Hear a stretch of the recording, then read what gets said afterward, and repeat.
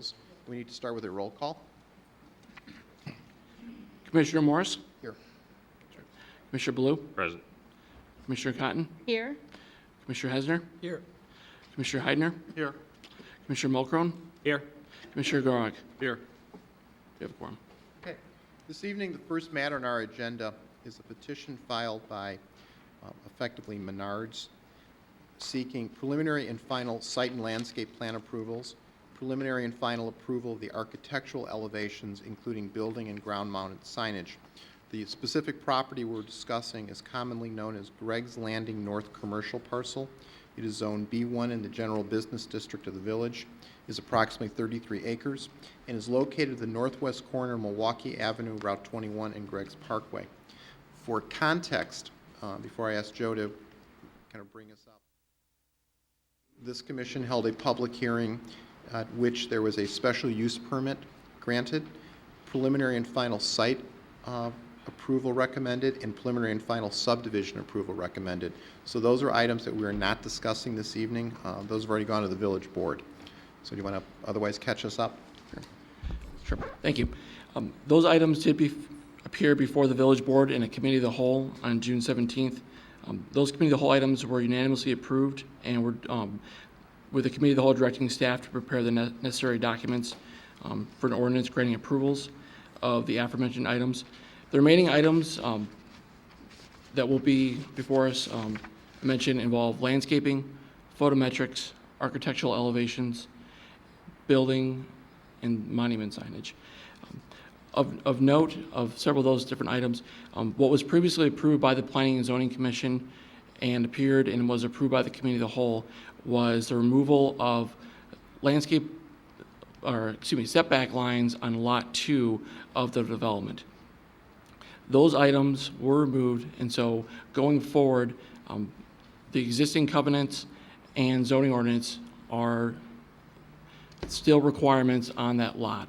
And so any development that should be forthcoming will need to seek approval through the Planning and Zoning Commission and whatever variances or amendments to the covenants that may exist.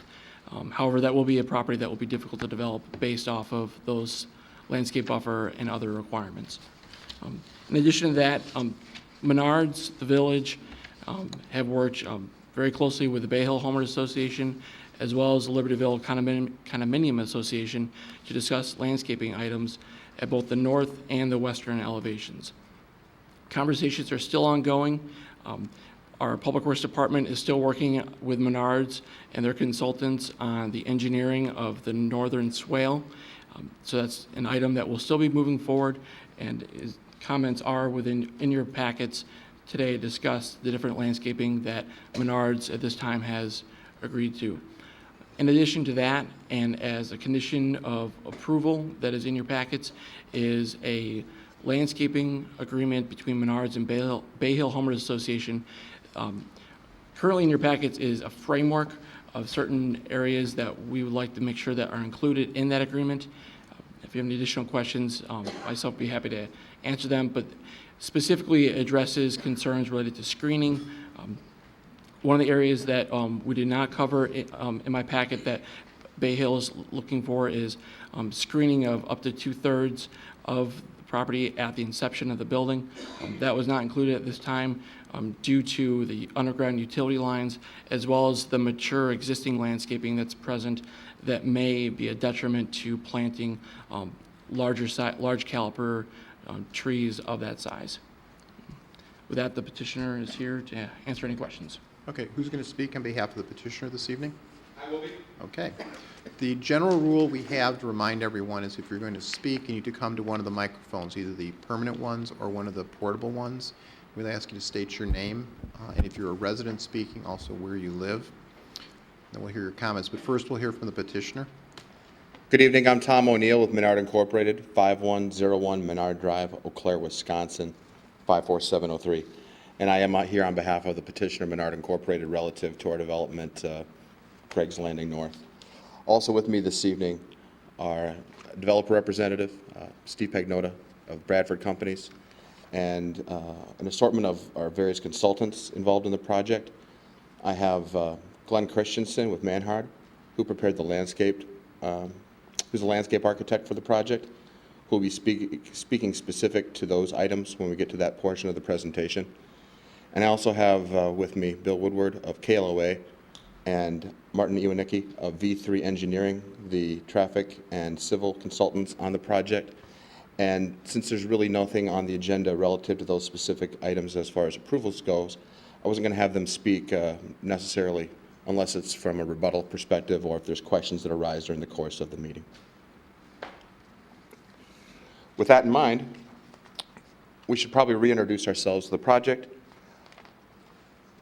Again, Greg's Landing North, just to the north of the Marianos and Lowe's development along Milwaukee.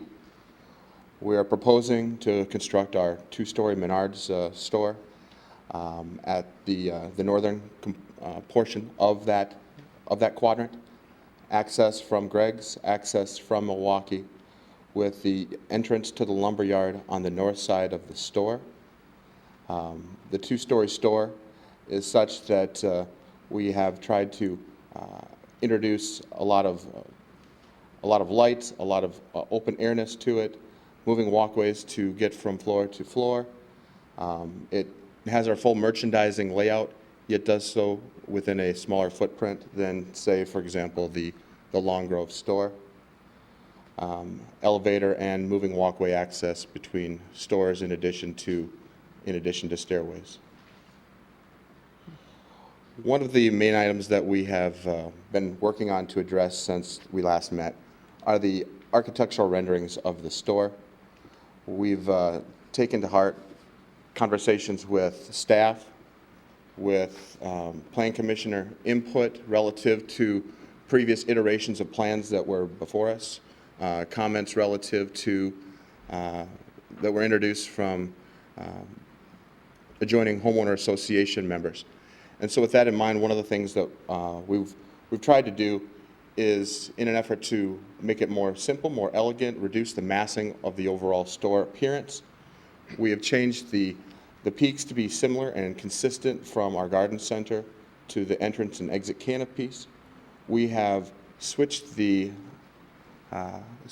brick elements around, so we're having a darker tone of brick on the store level and a lighter tone to make that the second floor sort of disappear into the skyline, have it be less noticeable, less obtrusive, and introduce those elements consistently around the elevations of the store.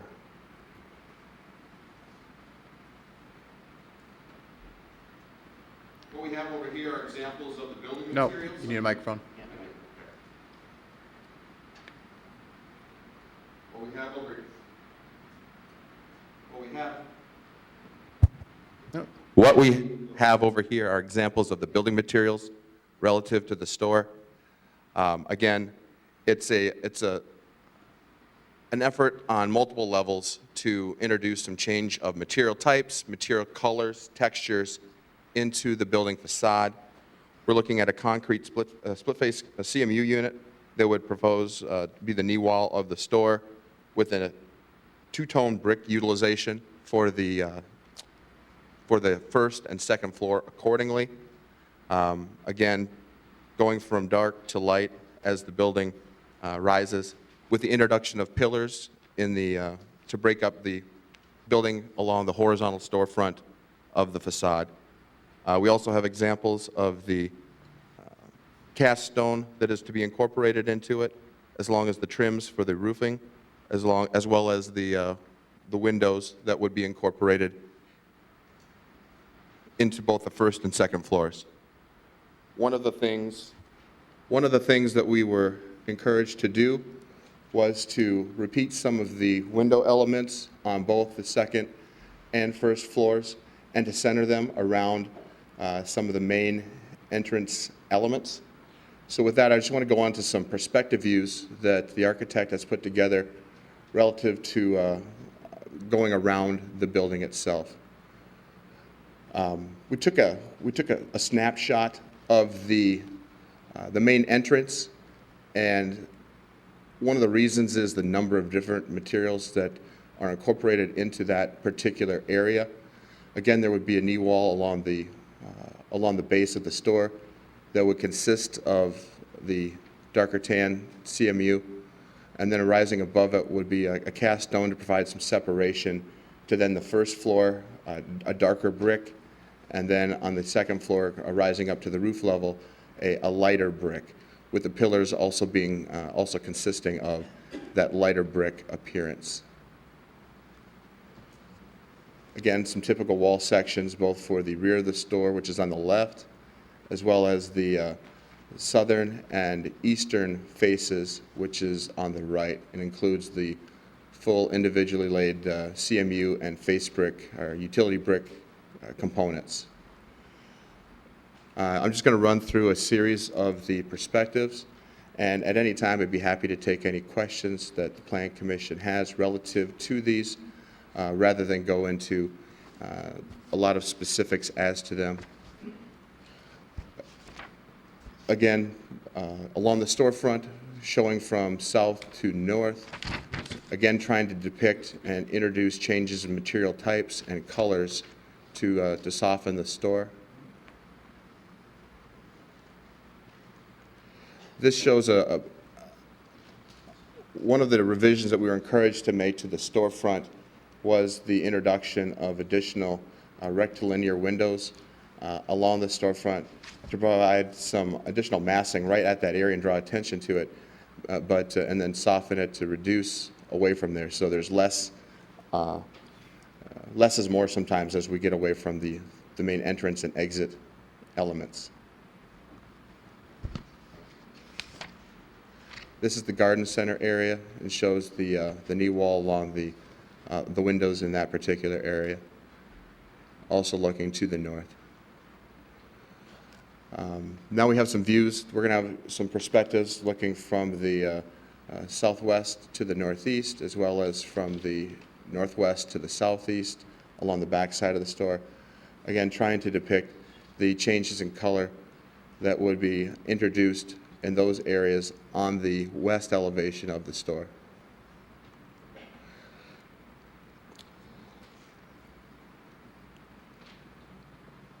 One of the elements that we are also addressing this evening is signage. We have an agenda item relative to the wall signage, which was the Menards lettering and insignia below that, as well as the garden center signage above the garden center, which is not depicted on that particular plan sheet, but would show up. I thought it would show up in this particular plan sheet, but I may have missed that. My apologies. And in addition to the wall signage is also the monument signage that's proposed for the development. I'm going to first introduce where those are located on the overall site. One is proposed to be located here at the southwest quadrant of the entrance magazine for Milwaukee and Milwaukee proper, and the other is proposed at the intersection of Greg's and the entrance from Greg's.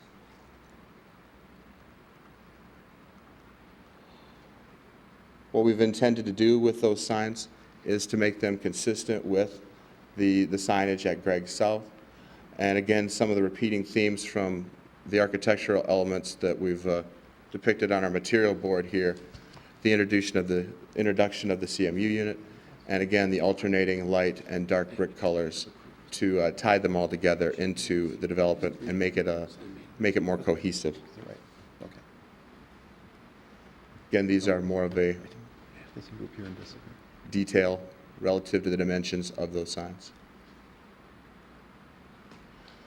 One of the other elements that is on the agenda for this evening for the Plan Commission's consideration is the overall landscaping effort that has went into the development.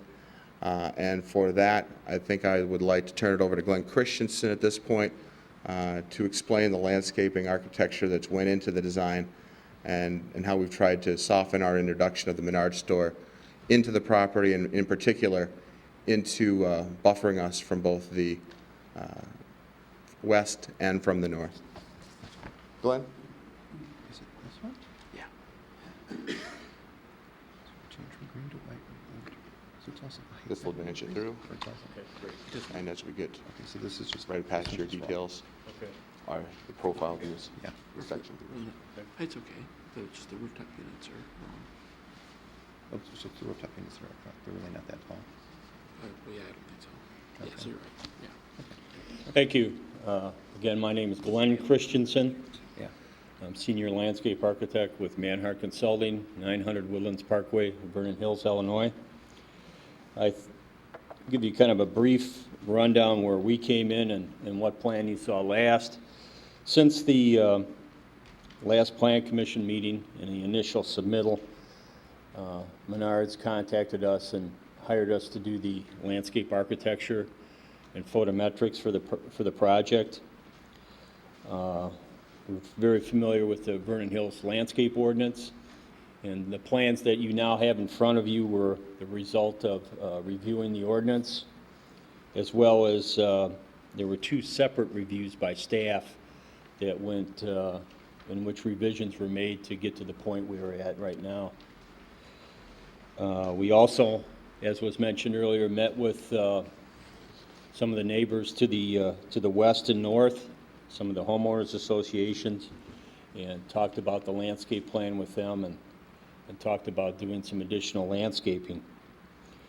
The landscape plans, we hope now, provide a variety of plant material, a variety of plant sizes.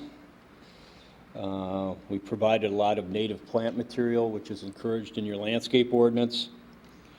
And we've got material we hope we can obtain from locally grown nurseries, and will be good for the site and be able to grow and mature and do well. We also think we've got plant material that will provide good color throughout the year and throughout different seasons. The site will be irrigated. We'll have an irrigation system, I think, which is very important with the amount of plant material that's there and for the health and the vitality of the plants. I've just put some quick numbers together, and on the site, what we're proposing are 117 deciduous canopy trees, 62 ornamental trees, 121 evergreen trees, 818 deciduous and evergreen shrubs, and about 620 perennial and ornamental grasses. This is a considerable amount of landscaping, and I think it will do the site very well, will help screen, and will help accent the architecture and to provide a nice site through the years. What you have up there right now is the front of the store. The store is located right here. This would be the front parking field. There's an existing detention pond located right here. Do you want to do the mouse so people can Oh. see it? Sorry, That's okay. there you go. That's not there you go. Oops. Nope, I did the wrong thing, didn't I? Oops.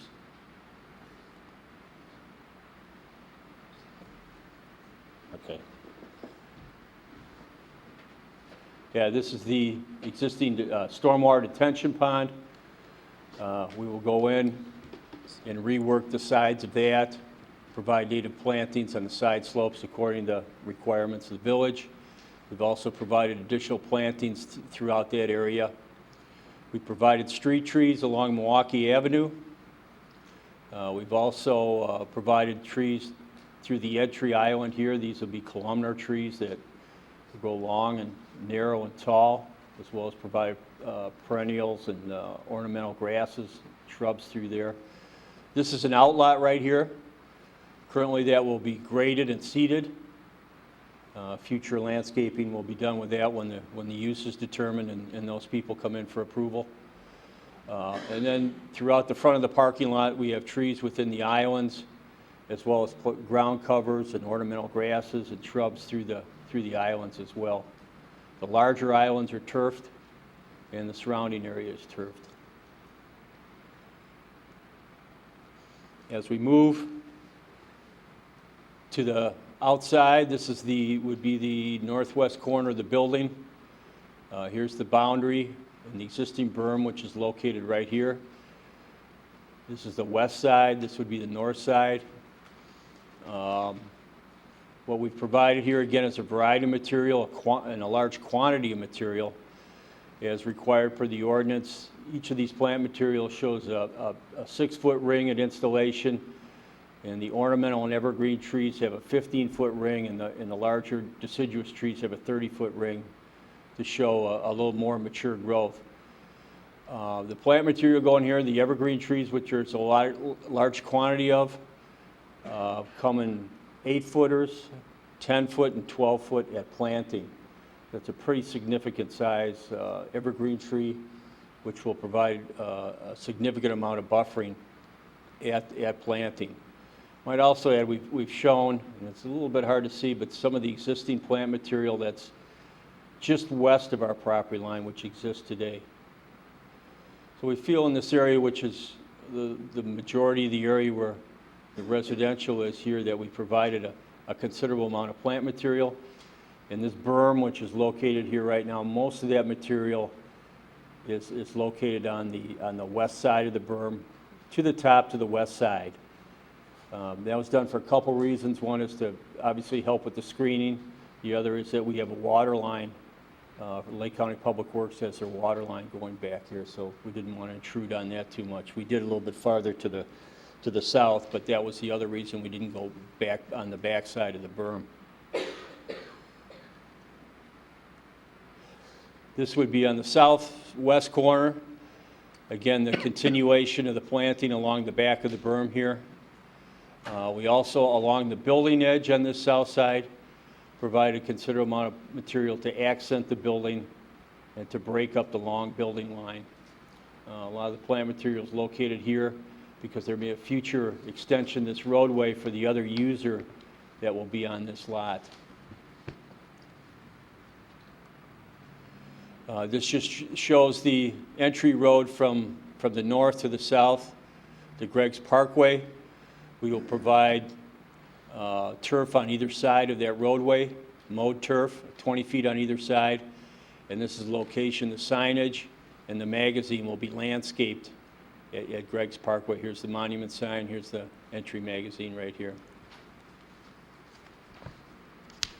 These are just some other quick details, but this shows the signage, landscaping at Greg's Parkway, and then the landscaping at Milwaukee Avenue and the entry island as well.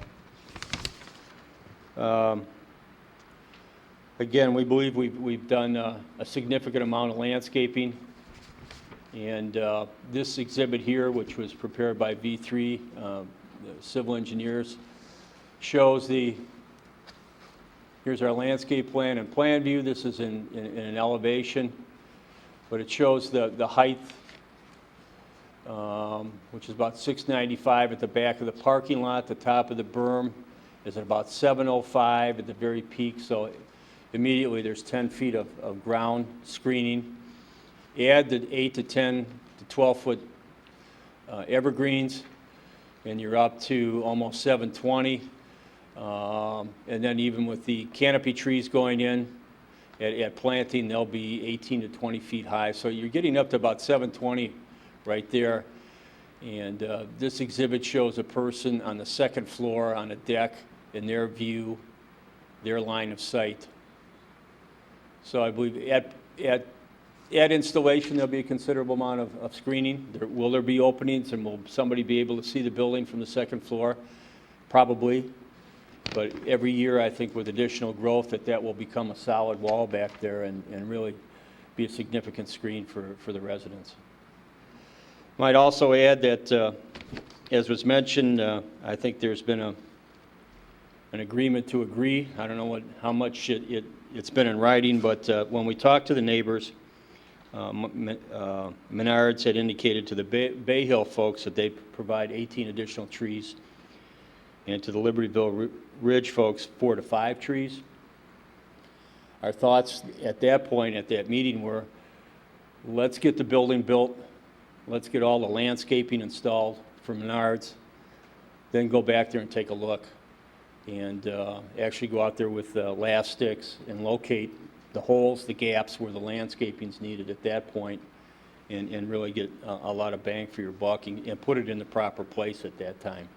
So that's our belief on doing that for the neighbors. Kind of a brief overview, but if you have any questions, or Tom, you want to continue on, or? Thank you. Before you leave, you Yes. said you're going to irrigate most of all the landscaping? Yes. Does that include the islands in the parking lot? Yes. Thank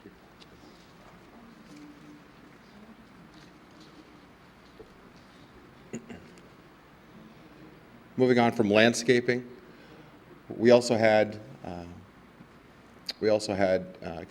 man-hard work on working with the village's lighting code and the village in coming up with a photometric plan that would be utilized for the site, incorporating shoebox-style cutoff luminaires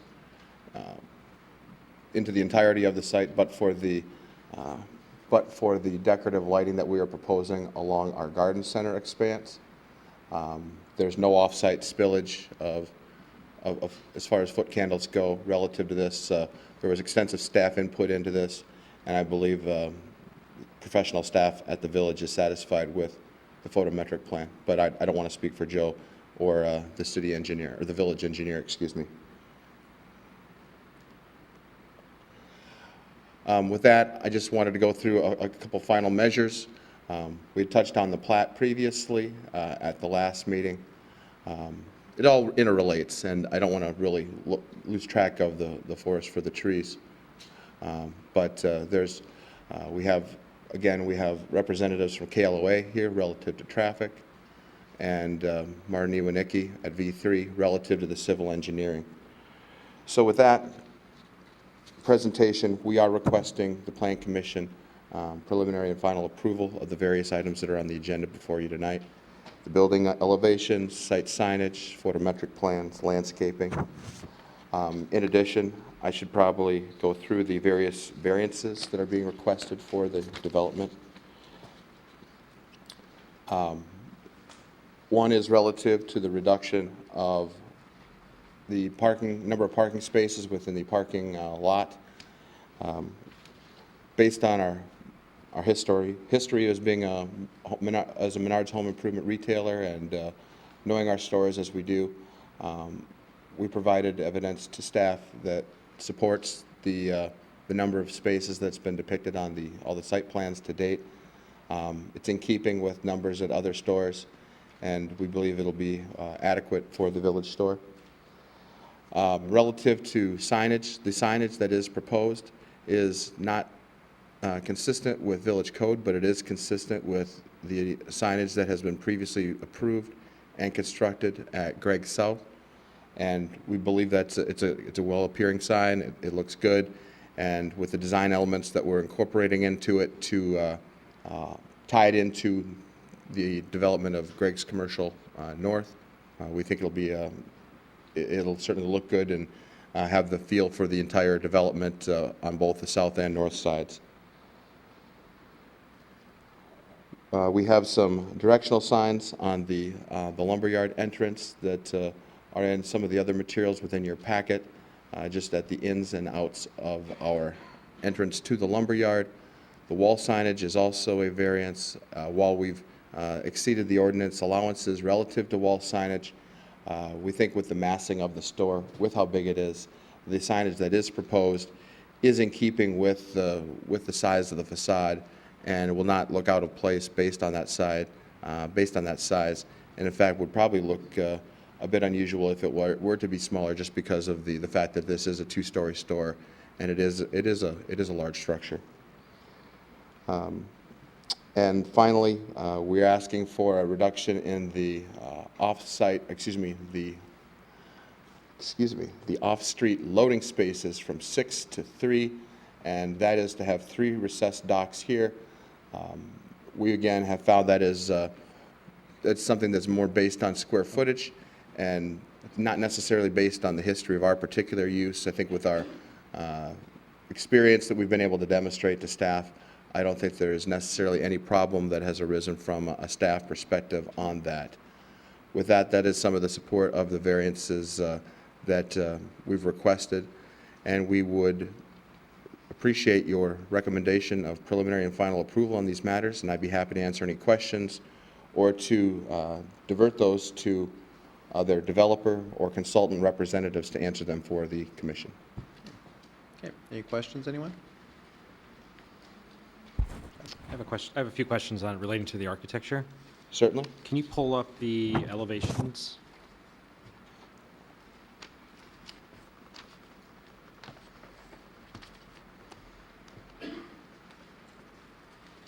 Perspectives or the elevation? The actual Yeah. elevations. This one here?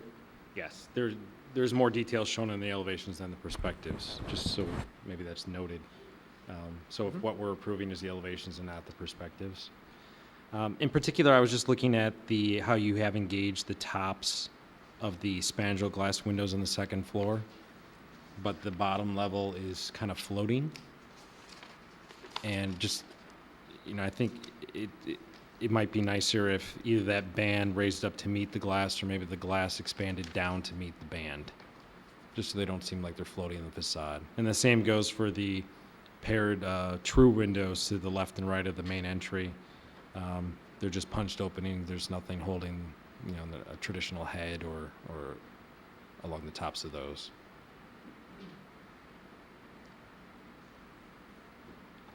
Can you direct me to the last comment, please? So there, This if you're area? pointing at the sills, they're just there's no real sill. It's kind of floating on the facade. And my recommendation would either to bring it down to the band right below it or raise the band to meet it. Okay. And then on the double paired windows to either side of the front entry, the first floor. Yep. Yeah, on the facade, there's no head to the window. Maybe just incorporate the similar 8-inch band that you have in other places across that facade.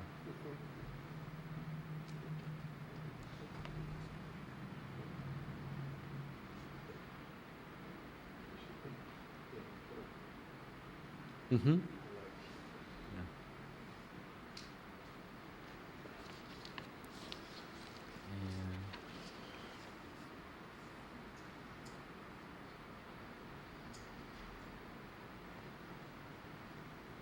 So you're referring to the right side of the door, And the left.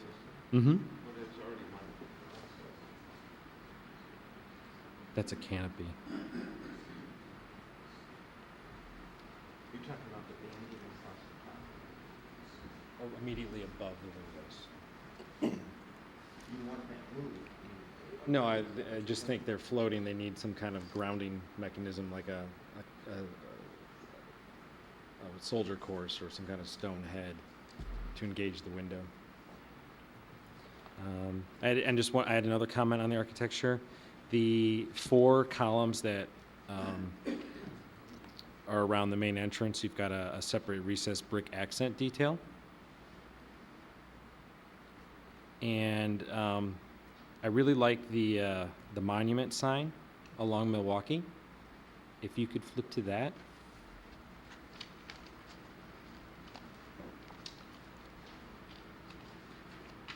This is the front canopy entrance, element you're talking about?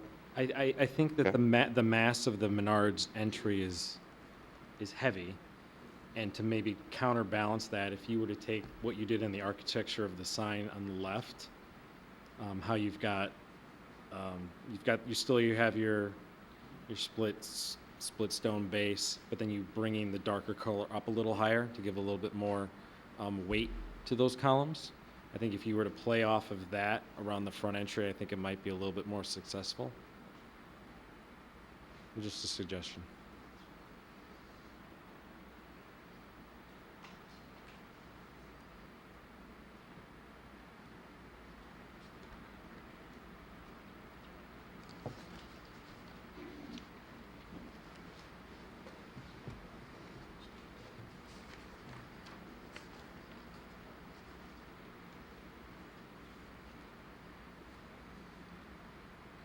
Then I had a question for staff. In the report, it lists changing several of the colors to white. And I'm just I'm a little hesitant to them specifying a pure white and the glare. And then that's my mistake. When I said white, I referenced color 2 or color 4 of the architectural elevations. It's the whiter of the colorings So that it's were presented. creamier, it's not a pure, Correct, absolutely. The only white was the roofing material. okay. As you can see on that color board, the lightest color is the white that he was referring to. So the screening around the rooftop units in the Is back of the Is that sign? light beige color. Okay. But the roofing material itself is white. Yeah, that's good for cooling, but. Anything else? And I had one more question about the lighting. Yes. You don't need to go to the plan. At what time do the lights go on and what time do they go off, approximately? Well, they're both time controlled and light controlled. So in the winter season, they would go on with the store opening at 6:30 if it was still dark out, and off at a half hour after closing, 10:30. Okay. And the only things left would be security lights. Okay.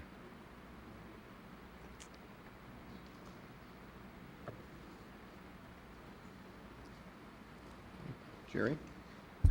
Just to follow up from our last meeting, I had asked the question about the illumination for the signs, and I was wondering if you knew what the illumination would be. I know it's backlit, and internal, but is it LED? We were willing to switch to that, Okay, thank you. yes.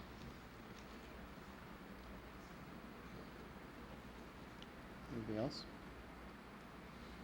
You probably went over this last meeting we had, but can you discuss in general why the lumber area is on the side that it is versus the other side of the building? Sure.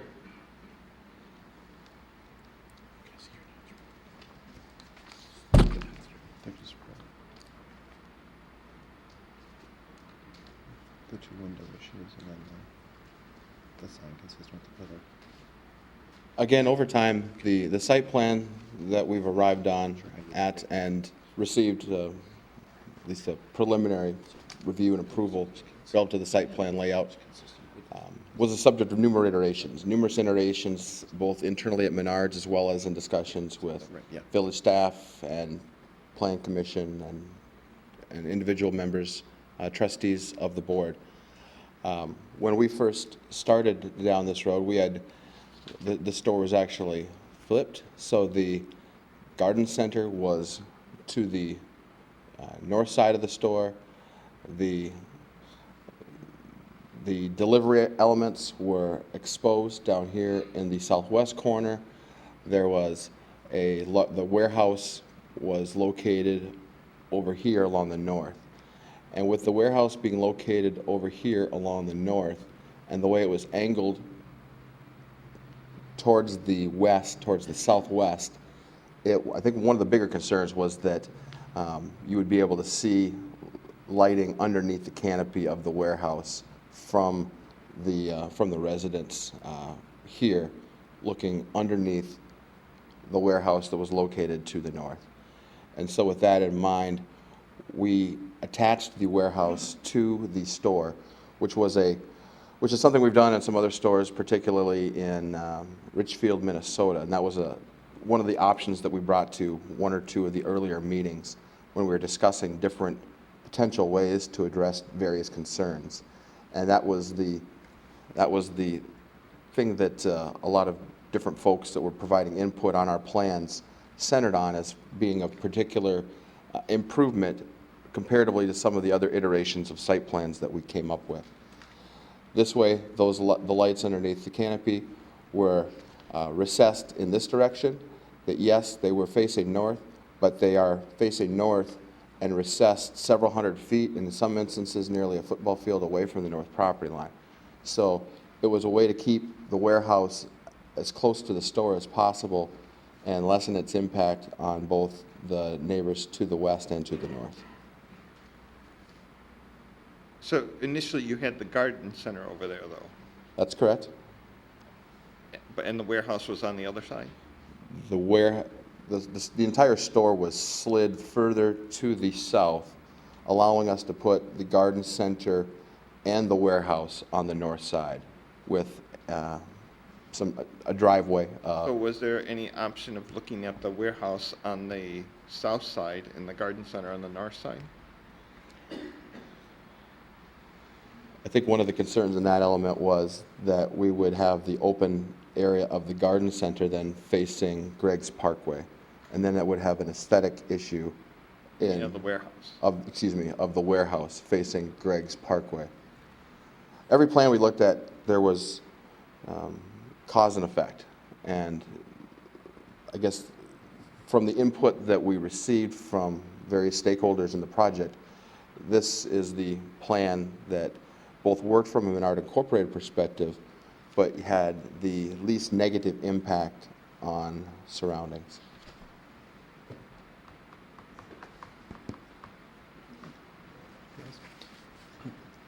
Let me ask you a question. With respect to the renderings, Yes, the rooftop mechanicals seem to appear and disappear depending upon whether we're looking at a rendering or an elevation. Are they fully screened? Because from the rendering, it appears no. They appear to, I assume those little white boxes, which on our plans are black boxes, it comes out. they are fully screened. Okay, so that's just wrong, that one.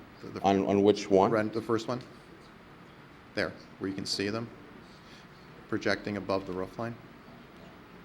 That is the screening, I believe, Well, that's the screening, so they're individually screened, it's not a full parapet wall. that's correct. That's what's depicted on the renderings, or the perspective drawings. Okay. Is there a reason why you just didn't do a full parapet wall around the whole building? We've done parapet wall in various portions of it. We've raised it up and down to provide some level of screening, but there are gaps in there. Again, that's looking on it straight ahead from a two-dimensional sheet as well when you get to the angles here. Okay. Okay. With respect to the photometric plan, you went through great detail with respect to the fact that it's consistent with the ordinance and there's no light spillage off the property. Okay. Not talking about that, but talking about probably the more difficult question. What's the glare that you're going to see from this building? There are wall packs on the back and the side of the building, is that correct? Yes, Okay, which direction? Are they facing towards or away from the building? down, I appreciate that. Are they on the building or on the fencing around the site? both. Okay. So we say down, but we still all know, are we going to get glare or effectively not the actual lumens there, but lighting being seen in the adjoining residences? I don't know what's the best one to look at. Probably as good as any. These are individual wall packs that are located on the store, on the enough. back side of the store. The fixture for these lights here is the same as the fixture for these lights here, is also the same as the fixture for these lights here. Okay. There's no exposed bulb below the steel encasing Okay. of the light itself. What height are they on the building? Various. The lights in the parking lot Sure. are at 25 feet, I believe, per the code. What about in the building? The lights on the rear of the fencing are at 18 feet. They're 4 feet above our pallet racking, and they're also angled interior to our lumber yard. So the head has a bit of an angle pointing towards the interior of our And they're drive space. they're affixed to the perimeter fencing? No, they're mounted by a different apparatus. It's a arm, essentially, that extends from the edge of the fence line, 4 feet higher. Okay. So, and how high is the fencing there? 14 feet? Okay, so it's going to be above the fence height? That's correct? Okay, and the pallets, do they extend above the fence height? No. Okay. Okay, and then what, I stopped you. What? I can't recall the height of the lights affixed to the rear of the store. I'm going to see if we can find that.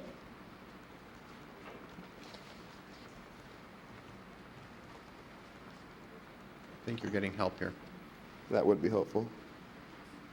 What symbol, I've got the height of the Oops. I'm gonna be able to figure that out.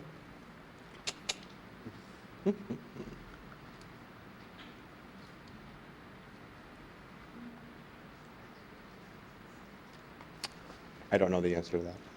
Well, let's put it in a more of a contextual fashion. Are they above or below the perimeter fencing? Do you know I that? believe they're slightly above it. Okay, wait, here's someone else is going to help you out. Thank you.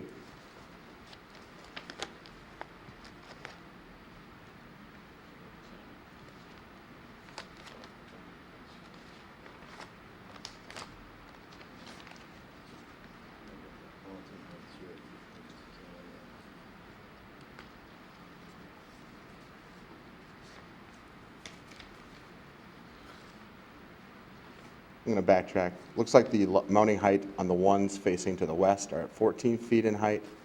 The ones on the facing south are at 21, and facing north are also 21. Okay.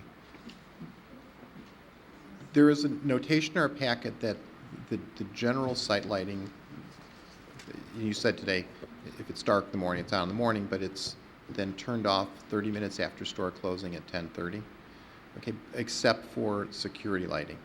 Can you give us an appreciation for, on the north and the west side of this building primarily, describe the security lighting at night?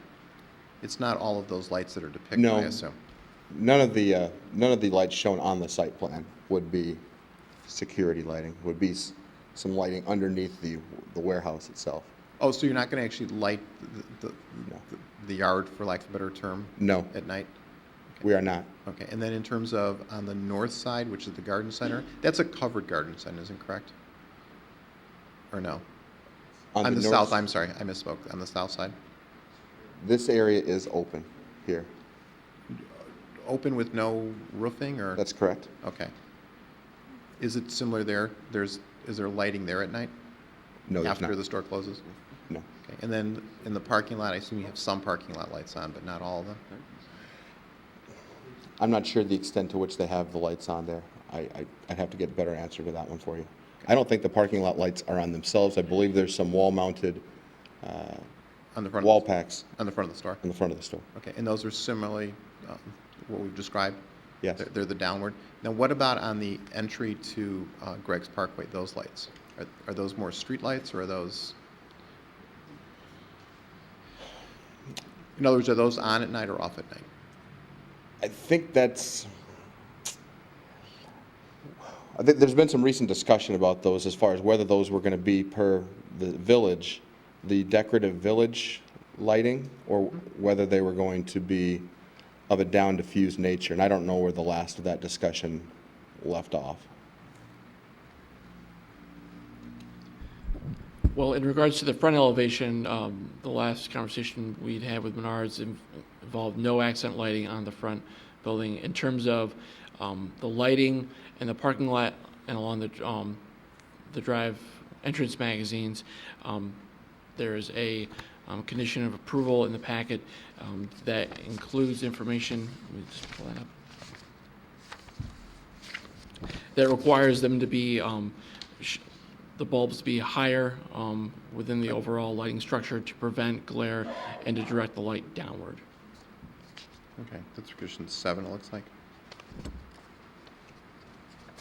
That sounds right. Okay. Okay. You mentioned that there was, I'm not sure how, and I apologize, may not have you, Mr. Rennie, maybe someone else, about the agreement to agree, or the potential agreement with the Bay Hill Homeowners Association. And one of the points that are noted in our packet is the creation of a temporary construction easement. Is this really a construction easement, or is this an easement for the planting of the trees? Are you gonna be- Installation, construction, I think most times an attorney would speak as be a temporary construction easement would apply to a lot of things like this. Okay, but what are you using it for? Are you using it to construct the site, or are you using it just for the? Installation of the trees It's the on their installation. property. Okay, so it's very limited in its nature. Yes. Okay. One of the other conditions that is mentioned, kind of in concert with that, is that Menards would install landscaping on the western berm by the end of 2014 or the beginning of construction, whichever is earliest. And I thought we then heard some other discussion from your landscape architect that you're going to wait for construction to put up this additional landscaping. Or what is this referring to? I think all those things would be going on in concert with one another. Okay. Okay. With respect to this agreement or this potential agreement with Bay Hill, how do you foresee that coming to fruition? We've drafted an initial draft of that. Where it's being internally reviewed, and then will be disseminated to the village to get to the appropriate representatives at Bay Hill. Okay. There are some notations about the exterior stairs that we talked about kind of last time, and one of the staff's suggested conditions of approval is that the exterior stairs would be fully enclosed or otherwise screened from the front and the rear. Can you comment on that? That's fine. Okay, but which? We're fine with that. You're going to fully enclose it, or you're going to, what are you planning on doing? Fully enclosing it. You're going to fully enclose it. Okay, fair enough. Okay, anybody else? Scott? No, but maybe just a clarification on that landscaping comment question. What I heard from the landscape architect was that those additional trees that would be planted as requested by the associations to the north and to the west, those would be positioned strategically after the landscaping was installed. So it's the timing on that would be the landscaping is installed, and then the additional trees that have been agreed upon would just be positioned strategically at that point. Once the building's done. Find the best spot. Once the building's complete. Right. Right. And that's what staff meant by that. That's correct. Okay, right. Okay. Okay. Anybody else? Thank you, ladies and gentlemen. Okay. At this point, we'll take any comments there are from anyone. Yes, ma'am? Oh, you want, okay. Good evening. My name is Chet Liss. I live at 515 West Torrey Pines Way in Greg's Landing. I have lived there for the last 14 years. I am a officer and a director of the Greg's Landing North Homeowners Association. I'm also the chairperson of the Greg's Landing North Architectural Review and Approval Committee. I was involved in the initial work with the village, Bradford, Menards, not Menards, but the Lowe's, Mariano's, the bank, and Staples on the architectural and landscaping features of the south commercial area. I'd like to provide feedback. Can I stop you for one moment, please? Sure. You told us, obviously, who you are and some of your positions you hold. Are you speaking this evening on behalf of the Greg's Landing North Homeowners Association or the Greg's Landing Custom Home Architectural Review and Approval Committee, or as an individual? As an individual. Okay. Okay, sorry. So I'd like to give the feedback on revised drawings from Menards dated June 30th, 2014. And I'd like to say that the drawings that I'll be talking about are slightly different than the depictions that Tom had, and I'll go through those. First of all, front elevation.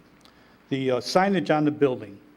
We request that the emerald green signage replace the emerald green signage with a beige or tan brick or ephes background, and the sign letters be white. No black outline in Menards, and no rainbow or rainbow colors in the sign. This also applies to the two monument signs, that is, replace the emerald green signage background with beige or tan, and the sign letters be white, no black background in Menards, no rainbow, and no rainbow colors in the sign. Now, that would make the monument signs identical to what we have for Lowe's at the south end. That's how we had the agreement with Bradford and Lowe's on the south end commercial area signage. The canopy over the store exit door, change the emerald green color to beige or tan. The 3 canopies over the garden center entrance, change the emerald green color to beige or tan. Now, Tom's depiction did not show it, but these drawings show it. All the rooftop covers for the air handling equipment on the drawings show emerald green. Change that color from emerald green to tan or beige. The colors of the bricks on the drawing, several things. One, the drawing does not depict the colors as they really are. 2, the nomenclature for the bricks are incorrect. If you look at the samples, the lighter color brick, number 1, is at the top, and the darker color brick is number 3 at the bottom. However, if you look on the drawing, things get mixed up, and it points to the lower level brick as being number 1, which is the beige. So the drawings need to be corrected to depict the actual brick colors. On the rear elevation, on the rear of the main entrance sign, replace the emerald green, again with a beige or tan brick ephes color. The 2 lower roofs over the enclosed stairwells, replace the emerald green color with a beige or tan. Then on the rear elevation, we have always requested that all the buildings be 4-sided architecture. However, if you look at the rear elevation, they are actually painted precast panels, not brick. Therefore, and this is viewed from Bay Hill. So Bay Hill currently, looking at the drawings, would be looking at painted precast panels. Therefore, change those painted precast panels on all the levels, the very bottom, the lower level, mid-level, top level, to be brick, the same type of brick and color as the front elevation. And also on the rear elevation, on the initial plans, there were 2 additional sets of 2 windows in the midsections of the rear elevation. Request is to add those 2 sets of 2 windows back in.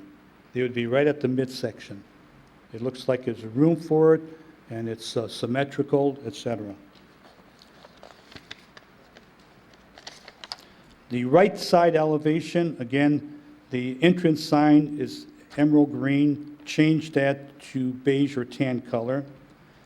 And the also on the right side elevation, if you look at the drawings, it shows a green, emerald green stripe across the entire right side elevation. And that'd be viewed from the Libertyville HOA. Change that emerald green to beige or tan.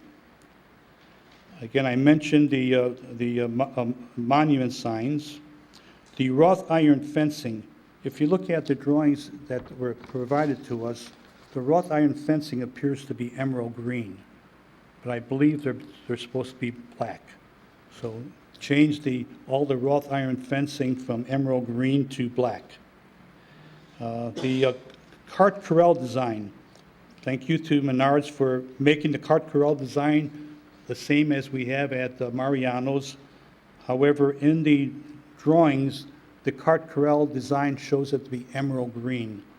Change that to black. On the landscaping plan, there are a good number of Colorado spruce trees, good. However, if one can change about 50% of those green Colorado spruce trees to blue Colorado spruce trees. If you could also add some Crimson King maple trees that add some more color. Then the plan does not show the width of the parking lot islands.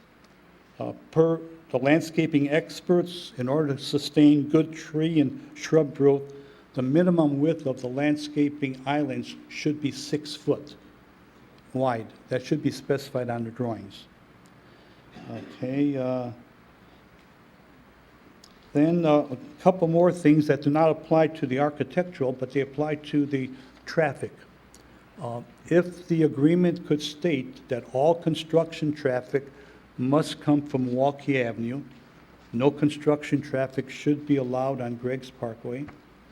Also, if Menards could put into their procedures with their own company, their own delivery company, and their vendors, if they could put in their procedures to enter Menards off Milwaukee Avenue, do not come in from Butterfield. So come in from Milwaukee Avenue and then proceed right to the loading docks. So in closing, like we did on the South Shopping Center, with the partnership and cooperation of the Village, Bradford, and Menards, let's make this Menards store the best-looking, architectural pleasing Menards store in the country. Thank you. Okay, thank you. Yes, ma'am.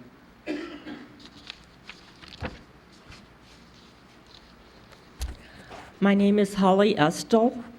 I live at 1971 Crenshaw Circle in the Bay Hill community, and I am representing the Bay Hill Board tonight. I am president of that board. Previously, Bay Hill had been invited, or I guess invited is the word, to meet with Menards and learn about the landscaping that they would be doing both on our property as well as their own property. I had submitted some items for discussion to Joe Carey, and he did include some of them in the list that you've probably received tonight. There are 3 items I wanted to mention that were not included in his list.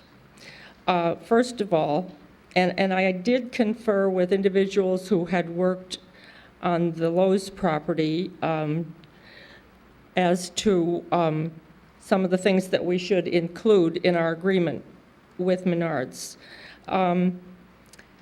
I think it's quite clear of what we would like to have in the agreement in terms of Menards working with us on our own property. What I have are several items that relate to the landscaping on their property.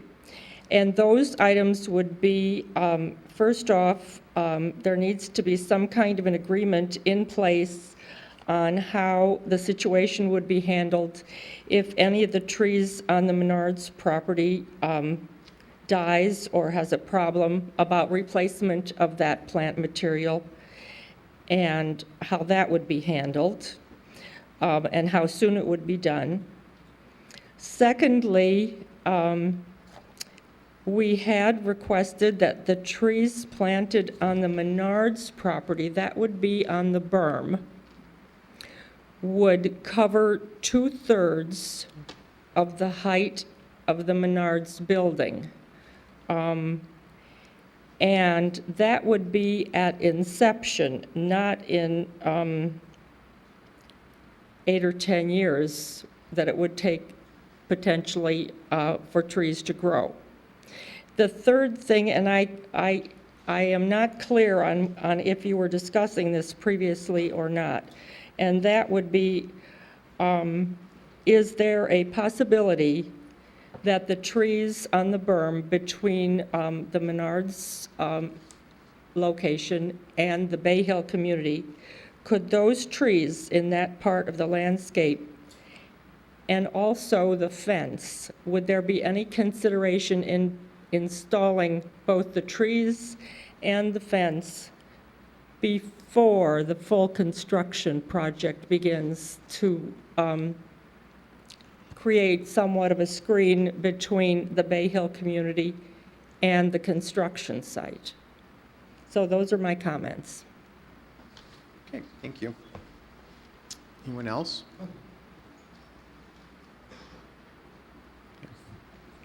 Oops, yes, sir. Excuse me? You want the fence too? Right. Hi, I'm David Oppenheim. I live at 1584 Hague Point Lane in Vernon Hills. Thank you, Mr.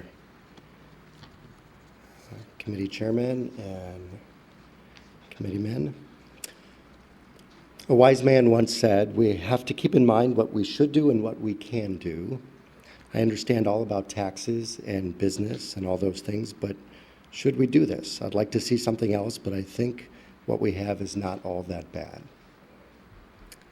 He also said, my overall concern, and I have one last hope, is that the shops of Greg's Landing North will be the crown jewel of the development. I don't know if you remember those words, Mr. Chairman, but those were yours from 2007 regarding the Lowe's property. Mr. Heidner followed up with that. I would like to echo what you have said. Once again, we don't see the crown jewel that we have been promised so often and that we have come to accept mediocrity. I contend that you not have only accepted mediocrity with the Menards project, but you have violated our trust. The Menards project is predicated on a gamble, the gamble that the Melanophy study in a letter from last October suggested. They suggested that the Vernon Hills market is dynamic enough to absorb the additional retail space and continue to grow. Yet, the earlier Melanophy study from April 2009 had a discussion on page 62 regarding the Vernon Hills market potential for 2013. And in the specific category of home improvement, they said Lowe's has only been open for a short time. We estimate that in 2013, Vernon Hills retailers in this category can expect to capture sales of an estimated $70 million and $83 million in 2018. No additional stores are needed in this category. That's what the Melanophy study said back in 2009. Clearly, they were far off in their assessment for the amount of revenue that this would produce at $70 million versus the last year's $40 million, which is what was actually obtained. So they're obviously not soothsayers. They're also not soothsayers in the terms of whether or not 3 big box stores of the same type can survive. If you drive down to Schaumburg, you'll see that there's a huge Lowe's that's sitting empty, and there was a report in the newspaper from just a couple years ago from the manager saying that we couldn't survive in this market with the other stores. That store was only 170,000 square feet. This one is 288,000 square feet. I don't know the distance between the 3 stores there, but I would imagine it was probably even greater given that it's Schaumburg compared to what we have here. I want to go over, I understand Mr. Carey mentioned earlier that you've already discussed some of the items regarding changes with Lot 2, but I feel like your approval from the last meeting was also predicated on some misinformation in that you were given the information that it was possible to have a building in Lot 2, and based on your new understanding that the covenants don't allow for anything within 50 feet other than landscaping and open space, the petitioner clearly said that they wouldn't be able to fit anything. Even they were asking for as low as 10 feet from Milwaukee Avenue. So clearly, if they have to move back to 50 feet, nothing will fit in. Now, I'm not sure if you would have approved this overall site plan given that information, but it's quite possible that you wouldn't have. And I think that's something that we should reflect on. There are also a few other things that I feel that weren't reflected on appropriately. The first is the overall special use. There are standards, as you know, for special use permits. In the Village Code of Ordinances, it says, no special use shall be authorized unless the following findings of fact are made. 18.3.2, the special use will not be injurious to the use and enjoyment of other property in the immediate vicinity for the purposes permitted, nor substantially diminish and impair property values within the adjacent neighborhood. I did not see any study that was provided by a real estate agent. I did get a letter just today from a resident in that area who asked his real estate agent and was told that their property value they could expect to be reduced by 5 to 10% if this building goes through. I'd also like to comment on how this is a violation of the comprehensive land use plan. Comprehensive land use plan is, of course, advisory, but it should not be ignored. The land use plan included Ralph Campbell's meetings and ideas, and here were the guidelines, some of the objectives and guidelines that were included. One was to promote retail development that will enhance and strengthen the character of the village as a whole, and Greg's Landing in particular. To increase the tax base of the village while simultaneously providing a larger, more varied shopping opportunity to residents. To provide an opportunity to the residents to shape development within their community and to assure the high standard and quality of life that is the trademark of the village. I don't feel that these have been accomplished. There are also specific elements within that comprehensive land use plan, one of which Mr. Litz mentioned. Any building should have a 360-degree facade. They talk about any building over 1 story should have sloping so as to reduce the massiveness of the space. They also said specifically, care must be taken with future development of either site due to it being the entrance to Greg's Landing and the northern gateway along Milwaukee Avenue.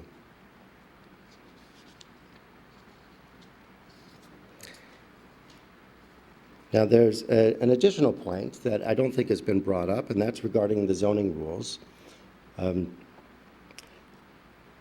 This, as I understand, is a B1 zoned space, even though there's a special use. But B1 zoning has specific limitations, obviously.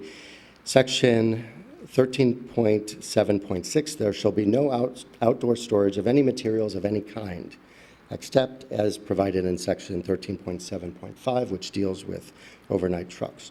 Nor shall there be any sale of any goods or services out of doors, except by special permission of the president and board. I'd like to also mention that this same exclusion is also mentioned even in the business park.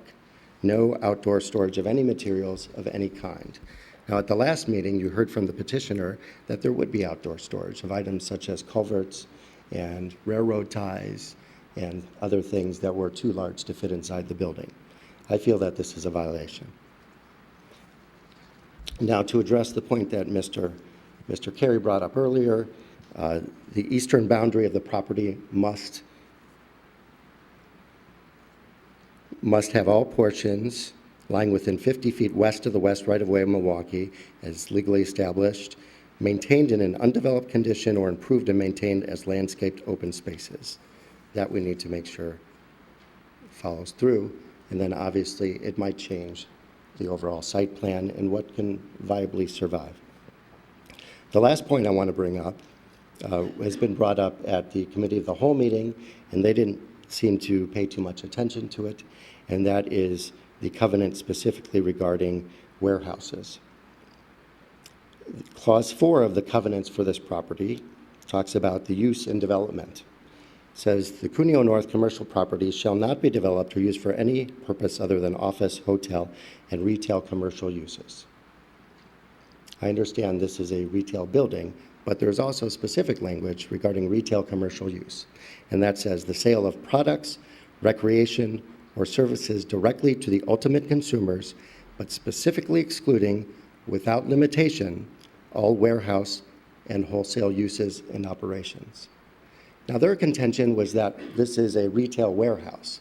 But if you look at the language, if that were the only identifier, there would be no point for that last clause, but specifically excluding without limitation all warehouse and wholesale uses and operations.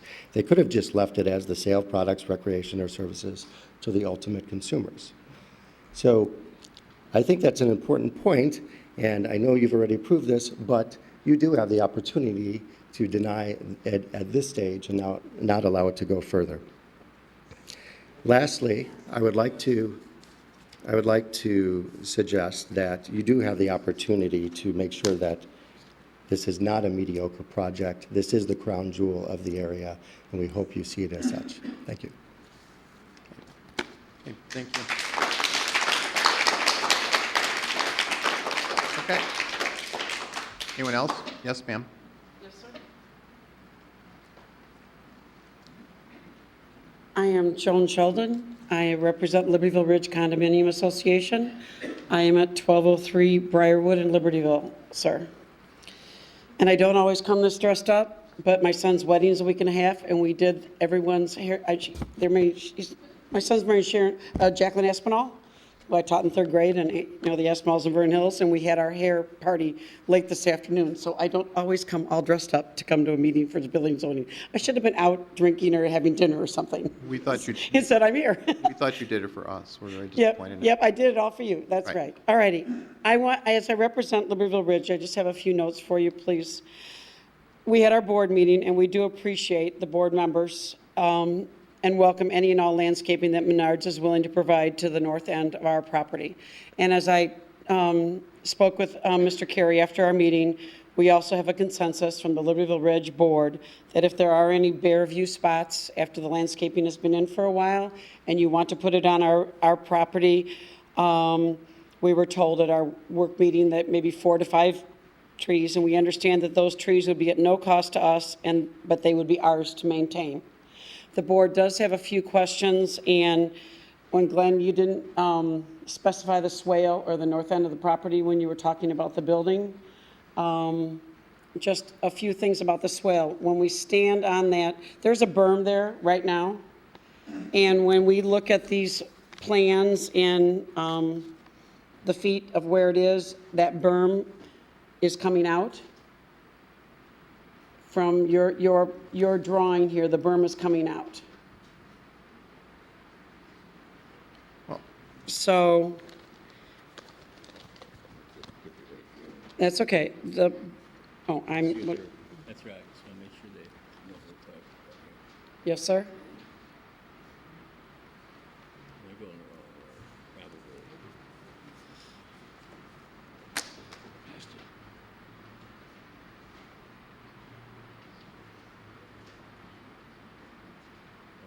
There we go. So. So the what you're markings talking on the about is- left corner there, Right. that you've taken the berm out because the dimensions of the height of the berm on the Bay Hill property is higher, where the dimensions here are without the berm. That's correct.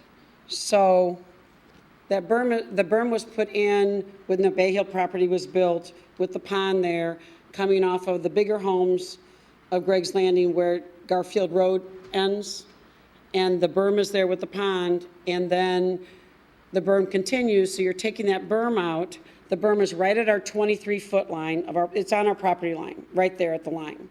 So then you're putting in a swale, Glenn, and you put in the swale, and you had said it would be about 10 feet wide at our meeting, depending on when you get there, what it is. But with that swale, and you're taking out the berm, because there's now a swale on the south side of the berm that goes there. But you're taking out that berm, and so now if there's water in that swale, it is going to go 23 feet to our foundations. There's nothing to block that water when it's coming off the pond, coming off of Butterfield Road, down to the pond. The berm, right now where the pond is, there's also 14 feet back, which is your property, and when we get a lot of rain, the water comes up towards there. Without a berm there, that water's going to go right to our building. It only has 23 feet to go from the edge of the swale there over to our property.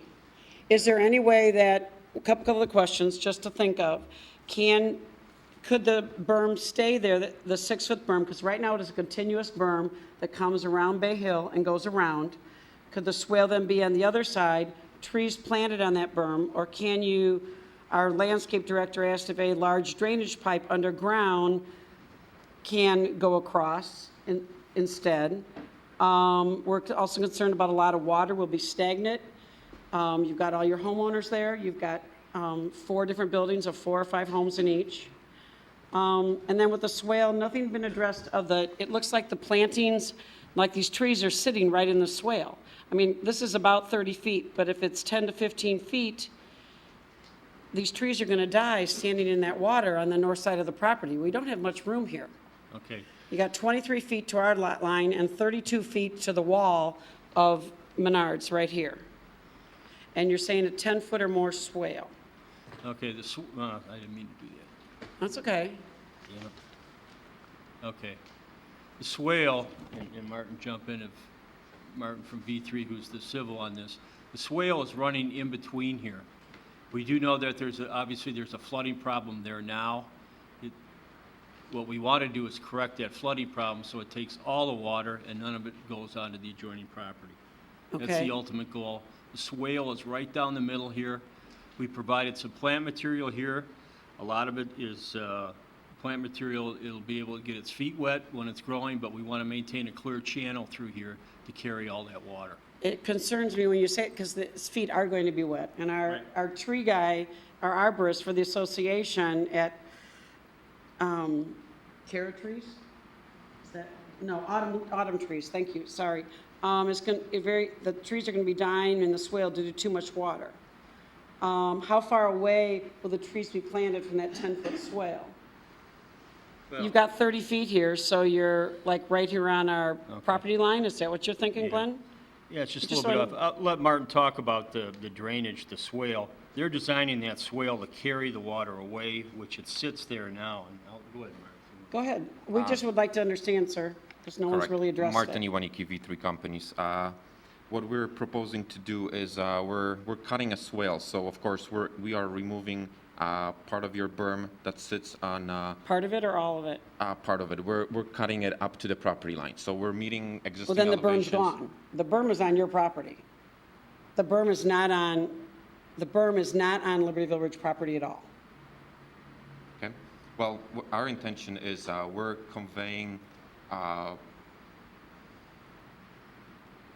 any stormwater within that area toward our detention basin. Also, the swale that we sized on along the north property line is an emergency overflow route from the detention basin that is directly west of our west property line. Right, it's right, the detention, that right in there. I mean, Detention it's like, is yeah, it's right in, right it's down right, here. yeah. Okay, but if you're cutting out, you're taking away the berm, the 6-foot berm, that we're at ground level, and the swale is right here, and that water overflows, it goes 23 feet to our foundations. This is a very limited amount of flow that we're talking about. It's only 30 feet. It's landscape. Most of that is going to get absorbed by the ground. Whatever it's not going to get absorbed will be directed to the detention basin. It's just, there's a lot of water in there. And I don't know if there's some time, and I talked to Joe, and he said, yeah, we could work, and I need you guys just to stand there right there on the berm. We've stood there, we've looked at it, and there's really some concerns, and I would just, I don't know, Glenn, sometime you could, or the Public Works, or somebody, we could look at that, and these are our concerns when that berm is removed and it's on the property Okay, here. time out. Do we have a commitment, it sounds like, from Menards to work with the I can't speak this evening, the Libertyville Ridge Homeowners Association with respect to this drainage issue? Yes. And the engineering of that berm for really a couple of points. The one point is for screening. The next point is for the actual water issues that are out there in terms of drainage.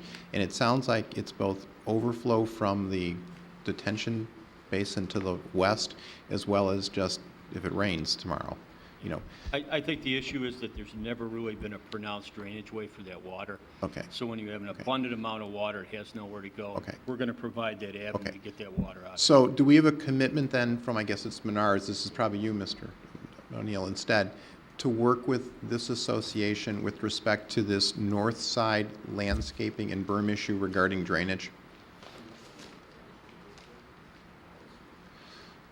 What do you think, Tom? Because we're not going to engineer it this evening. What's that? We're not going to be able to No. engineer it this No, evening. but it's my understanding that the swale as designed does handle the stormwater that is generated by this. So yeah, Okay. so I think we are already working to do Okay. that. We're cutting from the north property line back in, and it lowers from that. Fair enough, but I think what I'm hearing is we need that communication channel open so it's Have you understood and stood on explained. that at our back lot and stood there to see the berm going away and where the Well, swale will be, sir? Mr. Chairman? Okay. May I John, jump yeah. in here real quick? Go ahead, Jeff. The village engineer is very aware of the situation. And if we're not going to get a direct commitment out of Menards, which I would expect we will, Dave Brown has Sure. committed to make sure that this drainage is going to work along this property line. Okay, Plain and simple. okay. So from that standpoint, we're going to figure it out before it gets built. Fair enough. Okay. We at Libertyville Vision just again want to thank you, and thank you for the trees and everything. We appreciate you listening to us. Thank you. Okay. Anybody else? Okay. Well, whoever wants to go first.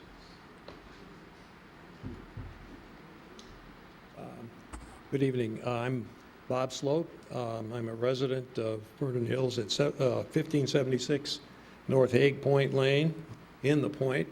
I'm a member of the board of the Greg's Landing North Homeowners Association, and I'm speaking tonight as an individual, and I happen to live next door to Mr. Oppenheim. I just want to remind the Planning and Zoning Commission that in addition to the covenants and restrictions that Mr. Oppenheim talked about, we have a village ordinance that echoes them exactly. So if you have done, and I was told you had done, if there's been any internal legal study of this, I've not heard back. I was told somebody would get back to me back in October, and I've not heard anything. But I would request that either, I don't know if it's a planning and zoning requirement, because, or not, but we look at the specific language in the CCRs and in your ordinance, which is the same, to make sure that we have still today, I don't have the computer, but we're looking at a warehouse. It's labeled clearly warehouse in this plan. And you read the CCRs and you read the village ordinance, which is exactly the same, it prohibits that. That's all I have to say. Thank you. Thank you.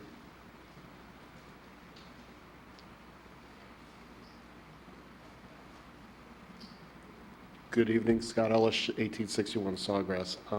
In prior meetings, there's been discussion about traffic lights on Greg's Parkway and the traffic pattern.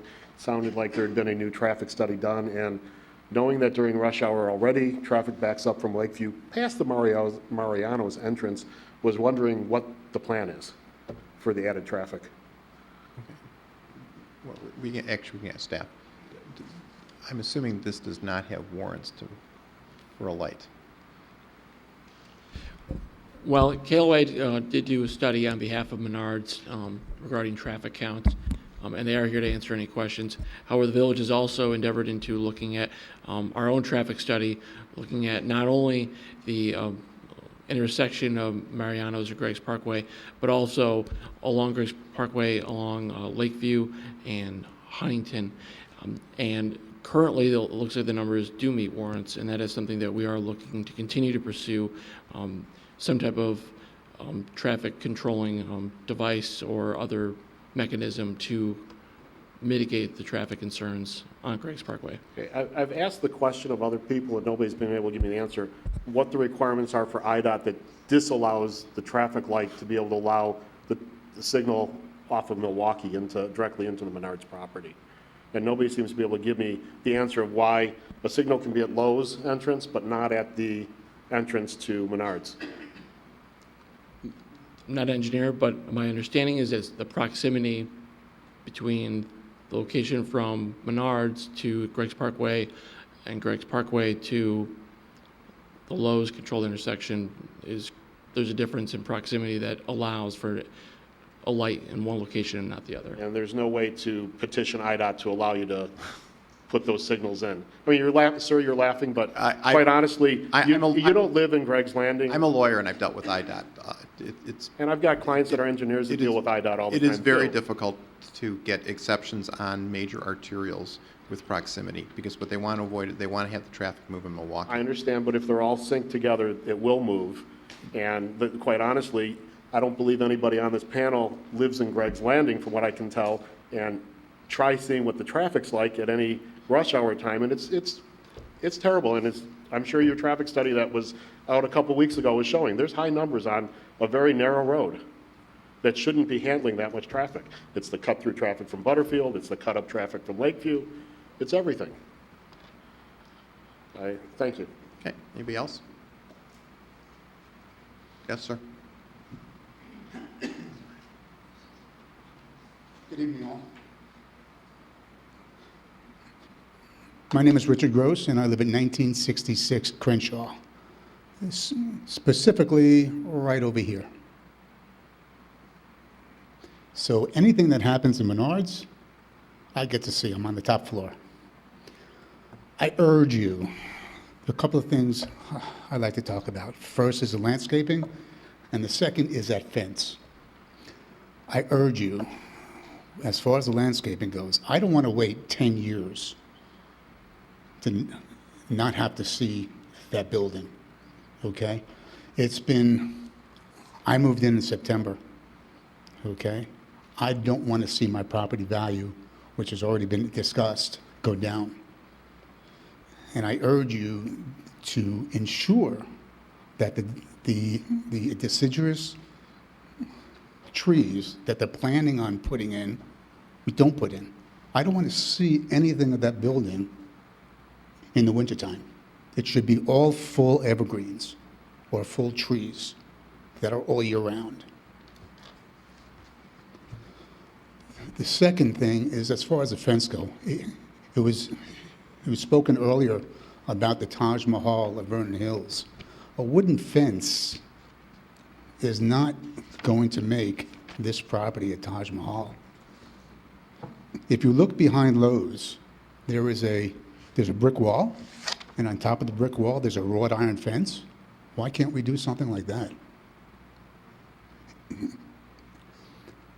I'm not sure where that fence will begin. If it's going to begin on the bottom of the property, or if it's going to begin on the berm. If it's going to begin on top of the berm, then a wooden fence that has to be maintained, that rots, especially with our winters, is not going to cut it. Well, it won't cut it either way, but if it begins on top of the berm, I'm going to see it. And all my neighbors are going to see it as well. So I urge you to take into consideration the wall, either a solid wall 14 foot high, or a wall with wrought iron. Thank you. Okay, thank you. Okay. Anyone else? My name is Anjan Abdullah, and I live in 1552 Oakmont Drive, right behind the Lowe's. I was not I was not intending to talk, but I kind of second with the gentleman who just came in. The landscape behind Lowe's is like, mix of different material. Like, it's not just the, evergreens. And it's almost like what? I've been living there like since 2004. Anytime the winter happens, I can even see the, the knee wall of that. Because, with all the full, leaves falling down. But if you see the Marianos, they have like all the evergreens, and even in winter, nobody can see that wall. So probably, whatever he said really makes sense. I don't live behind it, but I see what he's talking about. So, when you guys approve this, maybe you should consider, what part of those are actually evergreens right behind the wall. So that's all I would say. Okay, thank you.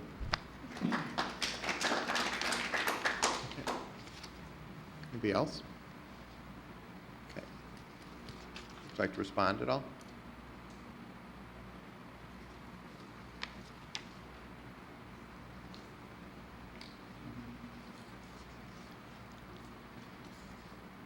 Again, Tom O'Neill with Menards.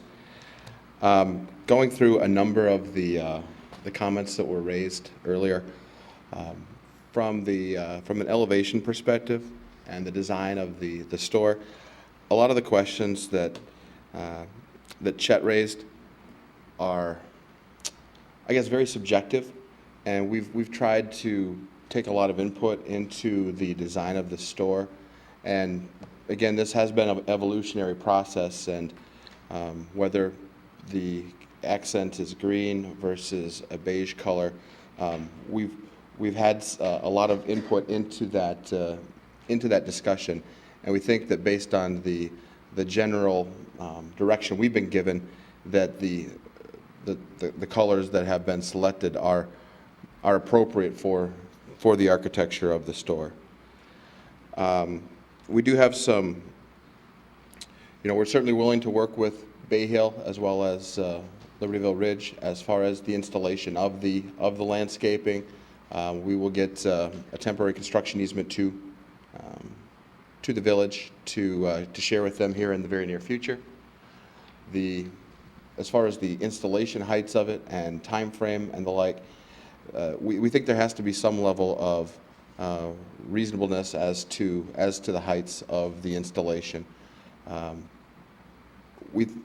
As far as what the code requires versus what we've even proposed at this point is we're exceeding what is required by code relative to the installation heights of the landscaping.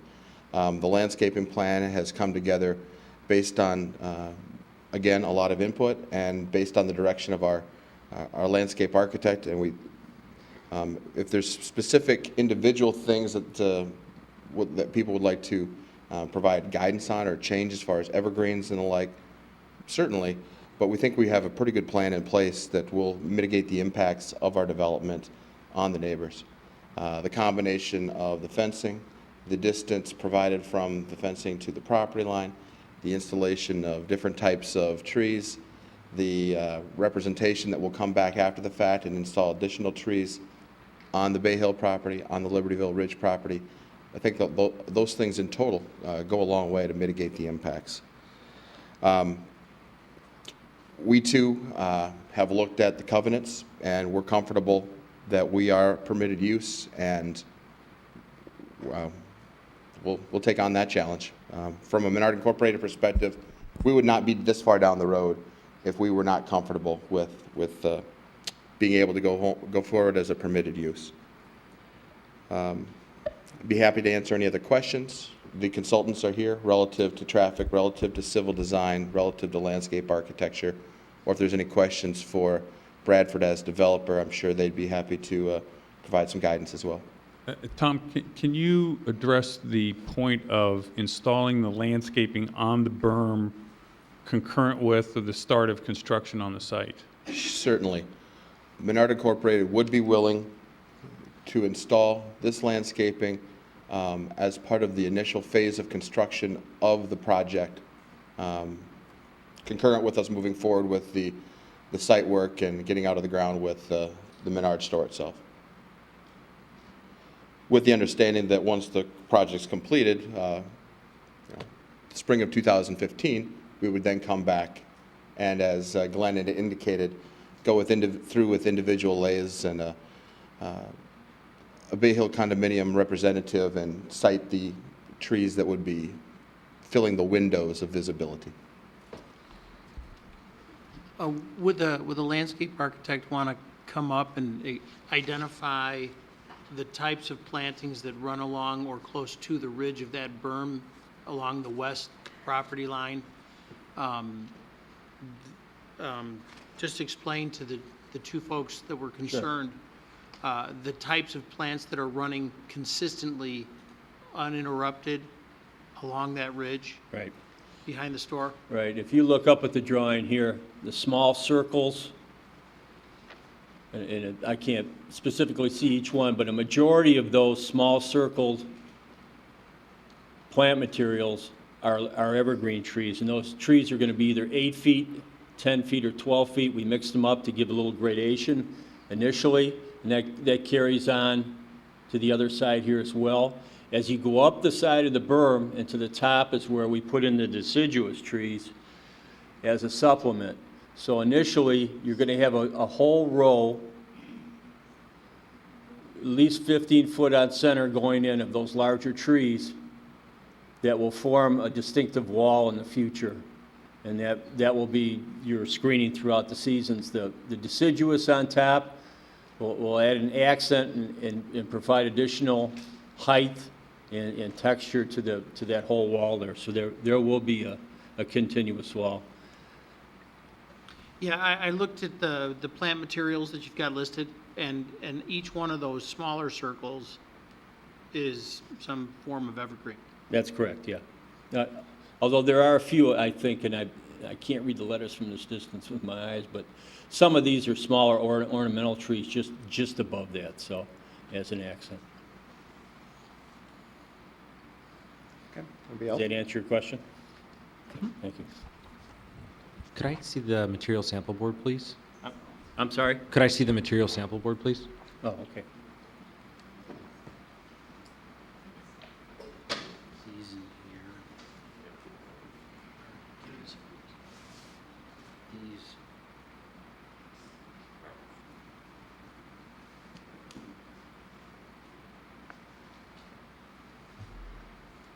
Did you say you had your traffic study people here? Yes. Could they come forward and shed some light upon what they're finding in regards to traffic on Greg's Parkway?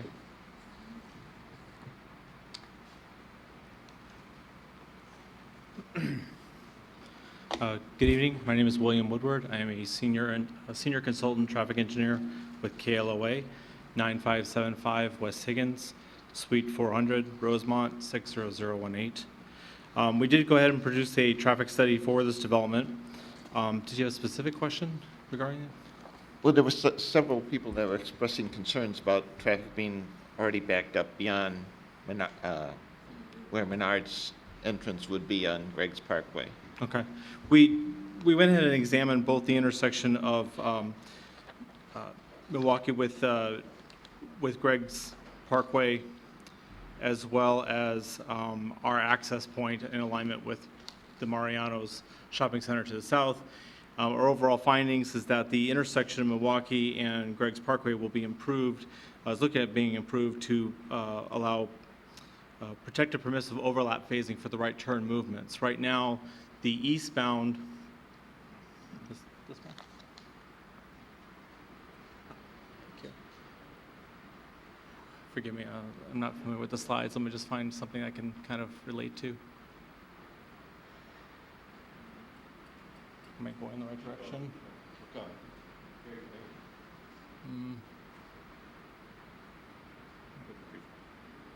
Okay.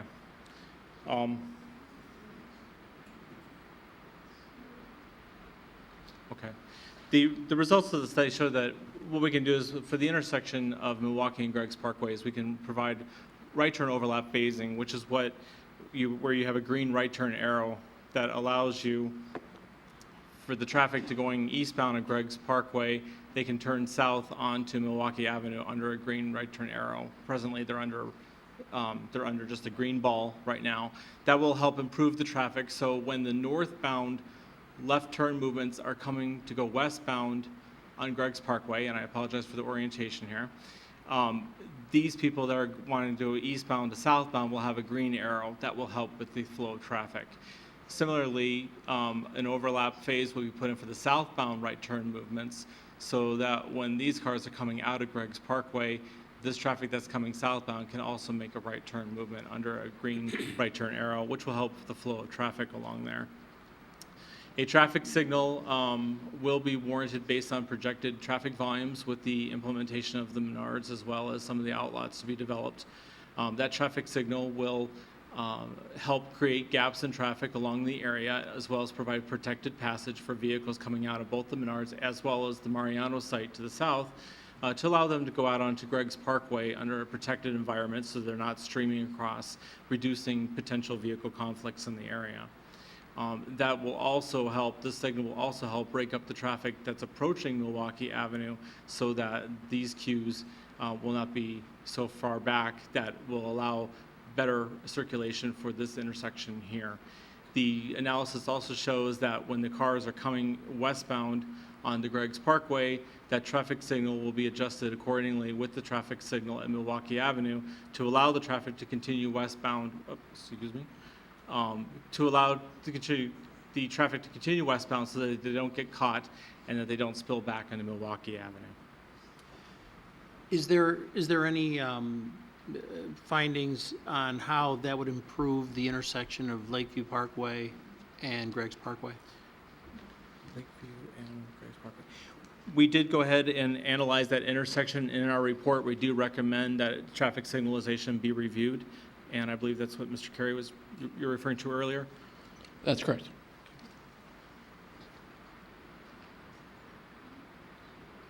Is that, Okay. thank you. Mr. Chairman, maybe just to piggyback onto that, Okay. the village has also recently completed its own series of traffic counts at Lakeview and Greggs Parkway, and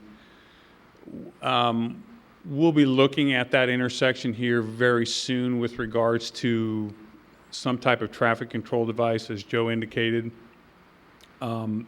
This could be in the form of a traffic signal. This could be in the form of a roundabout or something along those lines to obviously improve the flow of traffic through that intersection, which currently exists today. What we have found in our initial discussions or initial studies is it appears that that intersection does warrant improvements today. So we'll be looking at that whether this project goes forward or not. We're going to be looking at that sooner than later. Okay.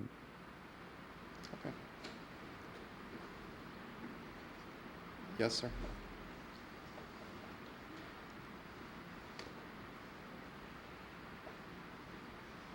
My name is Donald Guerra, and I live at 2056 Trevino. I'm concerned about traffic all along Greggs Parkway and Huntington, because a lot of the subdevelopments there have only one access, and to make a left turn now during rush hour is difficult. So the two intersections that were mentioned, that's one part of it. What about every other intersection that's there? What do you do? I can tell you that traffic counts were conducted by the village at intersection of Greggs and Lakeview, Greggs and Huntington, and Lakeview and Fairway. So we are looking at the entire Greggs Parkway. Yeah, but I'm talking about the subdivision exits and entrances to Huntington or to Greggs Parkway, not those intersections that you talked about. Individual plans. Okay. Yes, sir.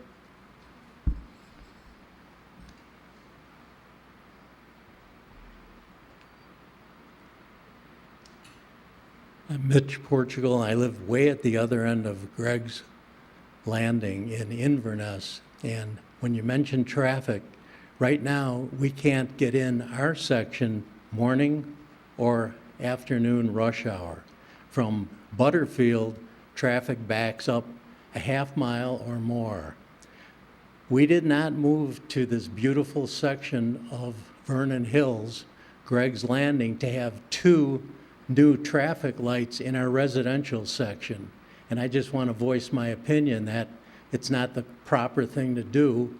And our little intersection at Lakeview, definitely we do not want a traffic light there. All that is going to do is allow 50 more cars to come up to Huntington down towards Butterfield. Only instead of one car at a time, you're going to have 50 at a time, and you're going to be backed up from Butterfield on Huntington all the way back to Greggs Parkway. And that's my opinion on the traffic problem that this will create in our beautiful residential section of the town of Vernon Hills, which we all love and want to keep as a residential area. Okay. Thank you. Thank you. Yes, sir.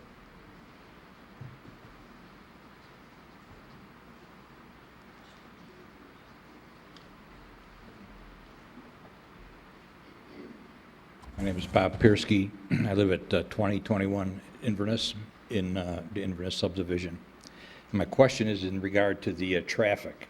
To you, Mr. Morris, if it's so difficult to get a traffic signal on Milwaukee, why is it so easy to get one at Lakeview and one at Huntington and Greggs?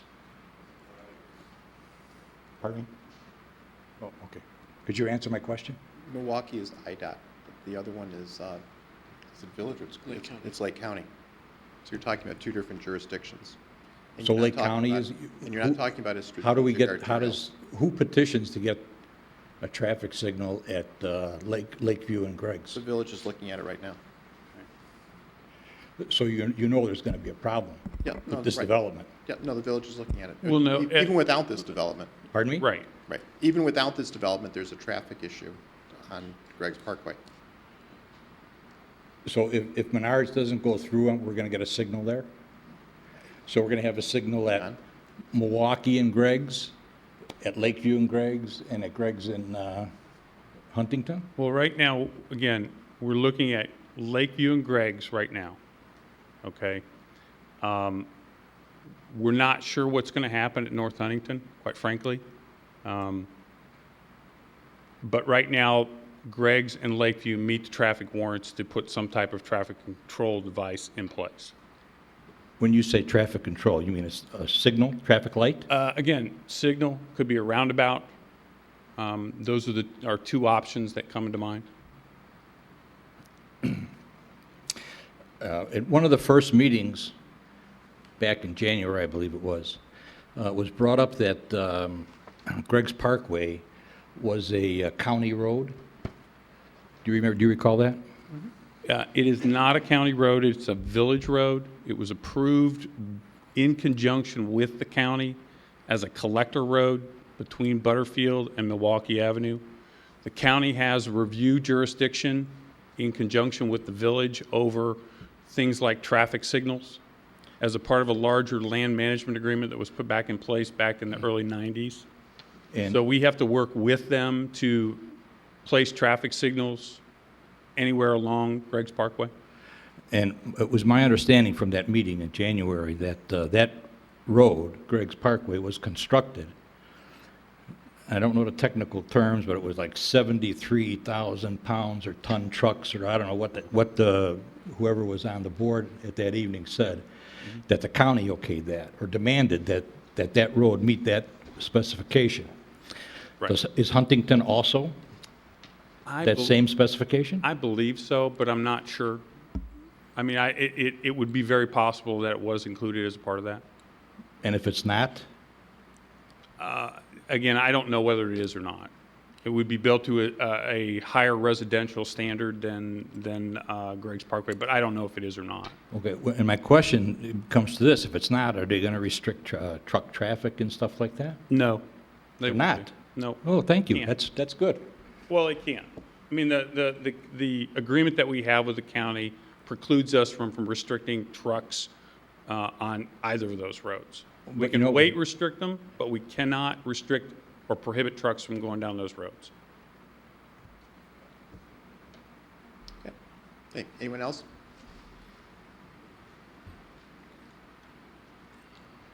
You've heard a lot of comments about traffic flow on Greg's Parkway. Traffic is a big problem on Greg's Parkway. The Menards store will only make it worse. Every solution I've heard does not fix the traffic problem. It probably will even make it worse, because all you're doing is making it the flow faster through Greg's Parkway. Right now, I would say that majority of traffic through Greg's Parkway is not the residents, it's cut-through. Why the cut-through? Because Greg's Parkway is a nice, convenient road where cut-throughs can avoid the traffic signals on Route 60, and they could exceed the speed limit by at least 12 miles per hour without even being stopped by police. In fact, I know we've had a lot of discussions with the police commissioner, but I really have not seen a police car stop a car on Greg's Parkway for months. I know the police department would say that they've done traffic studies and the speed limit is an average of whatever, 30 miles an hour. I would say anybody, go on Greg's Parkway, and in the non-rush hour, because in the rush hour you can't speed, there's too much traffic. In the non-rush hour, and I would have to say the speed is more in the 40s than in the 30s. I mean, people use the Greg's Parkway, they think that's a freeway. They like to drive through it because it's very picturesque. On Greg's Landing, we spend over $500,000 on our maintenance of Greg's Parkway. You could see it in the beauty. It's a beautiful place. I don't know what the answer is to reduce the traffic flow. Okay, I could throw out a few things, but everything you throw out, it comes across that the county ties the hands. Now, the bottom line would be to make Greg's Parkway less attractive to cut through. One way is to better timing on Route 60, So people say, hey, Route 60 is better. Time the lights so it goes through. Reduce the speed limit on Greg's Parkway. Right now, it's 30. I know the county says it has to be 30. Somehow, the village should be able to talk to the county and say, look, this is more of a residential than a cut-through. We want a speed limit of max 25. Police department should enforce it. I know they can't give a ticket unless it's 12 miles over the limit, because I guess it doesn't stand up in court. However, I was very surprised, 12 miles over the limit. So currently, cars could go 42 miles an hour before they would be stopped. I would say that they should lower the limit to 25, then start stopping cars as soon as they go over 5 miles per limit. And I know you can't have the ticket stand up in court, but make it difficult on the cut-through traffic. Harass them, check the license. Is there any liquor in a car? Whatever, slow them down. Make them go to the traffic court. Let the ticket be denied. But hopefully they'll know that Greg's Parkway, that they mean business. 25 miles an hour, and we're going to enforce it.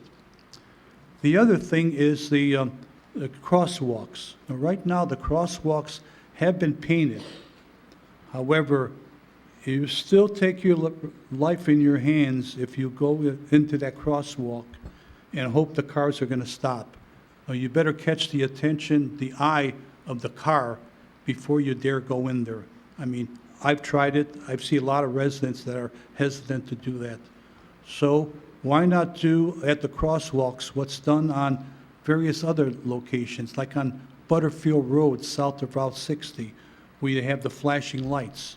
Put up the flashing lights as soon as somebody either gets into the crosswalk or they press a button, lets the lights flash. Therefore, traffic will have to slow down. Also, in terms of, again, in terms of cut-through traffic, I lost my train of thought in terms of, I know the yellow lights is one thing, speed limit, police start giving out tickets for lower limits. And whatever thoughts elsewhere you could come up with on the zoning board in the village. But again, traffic lights won't do it because that's just going to increase the flow of traffic. We want to reduce the flow of traffic through Greg's Parkway. Thank you. Okay, thank you. Okay. Although we've had a discussion regarding traffic issues on the entirety of Greg's Parkway, that issue is actually beyond what we can consider this evening because it's not within our jurisdiction. That's not our planning and zoning. The village board has already approved the special use permit, the preliminary and final site, and the preliminary and final subdivision plans. So in terms of the use, if that had an impact, the use has already been decided. What we have this evening are more, if you will, focused questions. And the first, and I'll go through them, then we're going to do them one at a time, is with respect to preliminary and final approval of landscaping plans, preliminary and final approval of architectural elevations, preliminary and final approval of site lighting, and preliminary and final approval of building and site signage plans.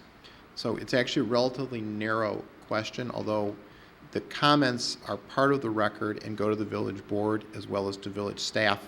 So you have the right audience to have these addressed. It's just, I have to make it very clear, is that we can't address all of our traffic issues on Greg's Parkway at this commission, unfortunately. With respect to the conditions of, if there is an approval, staff has 19 conditions for approval that have been part of the public record. In addition, this evening, for anything that we would have as a condition of approval, there would be a condition 20 with respect to Commissioner Mulcrone's comments on the second floor and the first floor windows on the building. A condition 21, which is also from Commissioner Mulcrone, that the signage would be consistent with the same detailing on the entry pillars. Did I say that kind of right, or did I have it backwards? That the 4 entry pillars might better reflect the proportions and scale of the signage. Okay, so I had it backwards, I'm sorry, right. And then thirdly, which would be 22, is there would be continued coordination between Menards and the developer and the Bay Hill Association as well as the Liberty Ridge Association. Specifically, we heard comments this evening regarding Liberty Ridge, regarding the drainage issue, which the village is addressing through its own engineering, but so is the developer. And that may be a communications issue to explain what's going on and not to be forgotten. In addition, we've had some significant discussion by various people, which would be then condition 23, regarding the potential inconsistency or non-congruence between the agreements for this parcel and the village ordinances and the use here. Although it is always part of every approval, in an implicit sense, we'll make it explicit this evening, is that our approval would have to be that it would be consistent with both village ordinances as well as, I guess it's the annexation and development ordinance for the Greg's Landing development, including the commercial area. So the issues that were brought up this evening regarding does it fit within warehouse, etc., that consistency would have to be recognized by the village that it's legally conforming.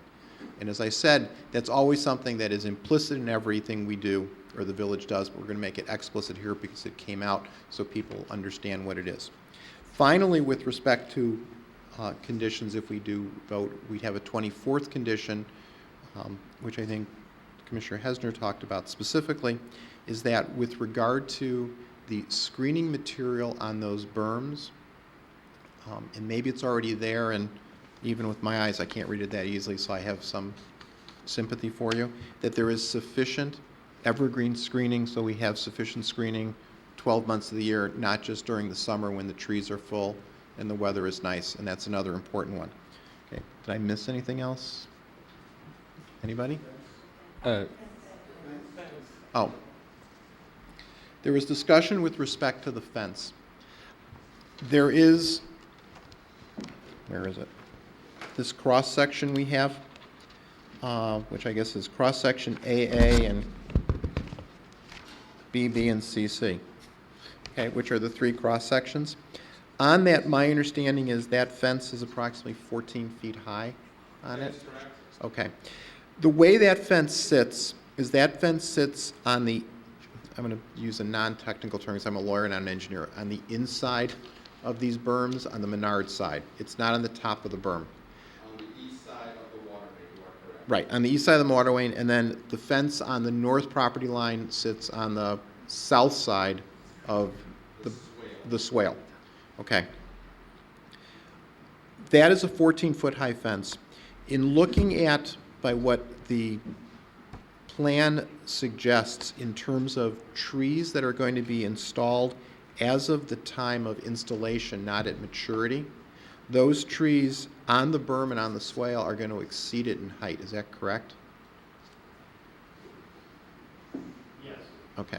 So to the extent they exceed it in height, the only thing I would say, and I'd ask the commission if we want to add an additional condition, is just confirmation from the village engineering perspective that you don't really need that extra height if it's already going to be covered by trees.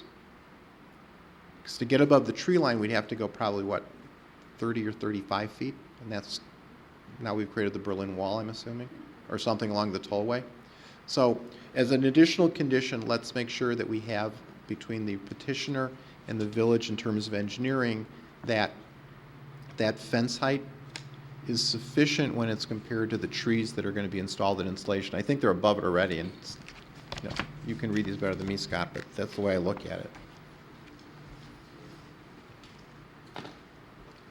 Well, there's a couple things that go along with that. Okay. Among them is what the petitioner uses his site for on the east and south side of the fence. Mm-hmm. The other thing is whether if the petitioner has been asked to increase the height of this fence to a level that is far exceeding what could be on that pallet racking on the east and south side of that fence. So maybe there's more to this story than just the fence. So It can be use, it can be design, it can be preference and application of pallet racking. It can be all kinds of things. As far as the trees themselves, the trees themselves, in time, you know, I heard 10 years, you don't want to wait, and I understand that. It's a long period of time. But if they go in, the larger the tree is when it goes in, sometimes the harder it is to recover when it's transplanted. Sometimes the trees that are a little bit smaller that go in grow better after being transplanted. So you have to hit that little sweet spot on how big the tree should go in, and this is right in that realm of 12 to 14 feet being about as big as you want to be to transplant those trees, because otherwise, for some reason, they just don't transplant well. They don't grow as quickly. So as far as the fence height itself, I think there's a lot more to it than just saying it's 14 feet. Okay. So then why don't we have for a condition there that there would be continued coordination between the village and the petitioner with respect to the appropriate fence height in light of Commissioner Hesner's comments? So it's not a closed subject, it's something you can still discuss.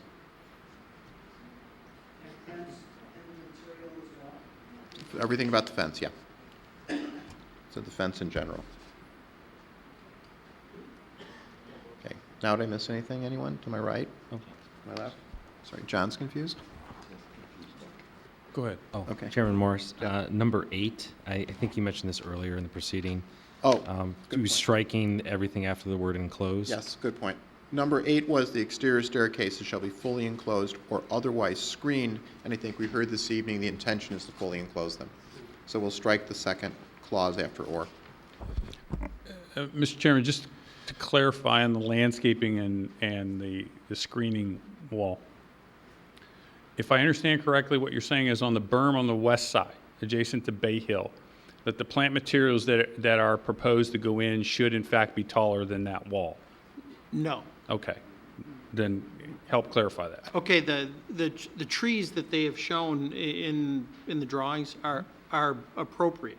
Mhm. It basically what I was doing is defending the height of the transplanted tree material going in.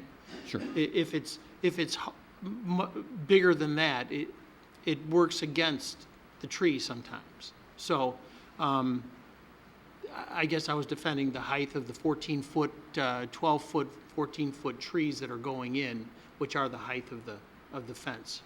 You can. Oh, I think we're talking past each other now. I think what Mr. Kalmar is referring to is that when you put those on the berm, they do exceed the height of the fence. Right. And you're putting them kind of next to it. And all I was suggesting is that, in light of Commissioner Hesner's comments, is that there would be continued coordination between the various stakeholders here regarding the height of that fencing and the material that's going to be that fencing vis-a-vis the pallet racks, you know, what the ultimate height of those trees happen to be. In other words, we're not saying it has to be 14 feet, it can't be an inch higher or an inch lower, is that it's not a closed issue at this point. Okay. Okay, does that make a little more sense? It does. I guess trying to find where in fact we're going to go with this is going to probably be more difficult. Yeah. Because I think there's some expectations from residents on what exterior materials may be versus some of the expectations of the functionality of that wall. Yes. Because it is an accessory structure, and it is enclosed on what would be the west side of that structure, facing towards the Bay Hill residence. So so that exterior material right now is a wood plank, fairly large and substantial wood plank that'll be on the outside that will be screened with this heavy, dense landscaping as it grows and the like. So I'm trying to understand, is the commission okay with that the way it is? Or are you suggesting that that there may be another material that you want to use? I think we're okay with it, but if it turns out by the time we look at the landscaping and the functionality of the pallet racking, et cetera, that it has to be something else, or it's preferable to be something else, or it's worked out to be something else, I think we're not really averse to that either. So in other words, we're not locking this in that it has to be this and only this. Are you talking about the height specific? That and material. Because the, Well, no, Well, no. No, at this point, no, sorry. No. Because I'm gonna go there. There is a difference, though, in On that north there is no berm on the north side. That's correct. So you have a 14-foot, again, accessory structure that's adjacent to that, that will have landscaping behind it. Again, Glenn, is it the range 8, 10s, and 12s and evergreens along that, and on both sides of the swale? yes. Okay. So you don't have that added advantage of using that. So the recognition is that the preponderance of that landscape material going in, at least initially, is going to be shorter than the top of that structure. But then hopefully it will fill in after these additional Absolutely. ones.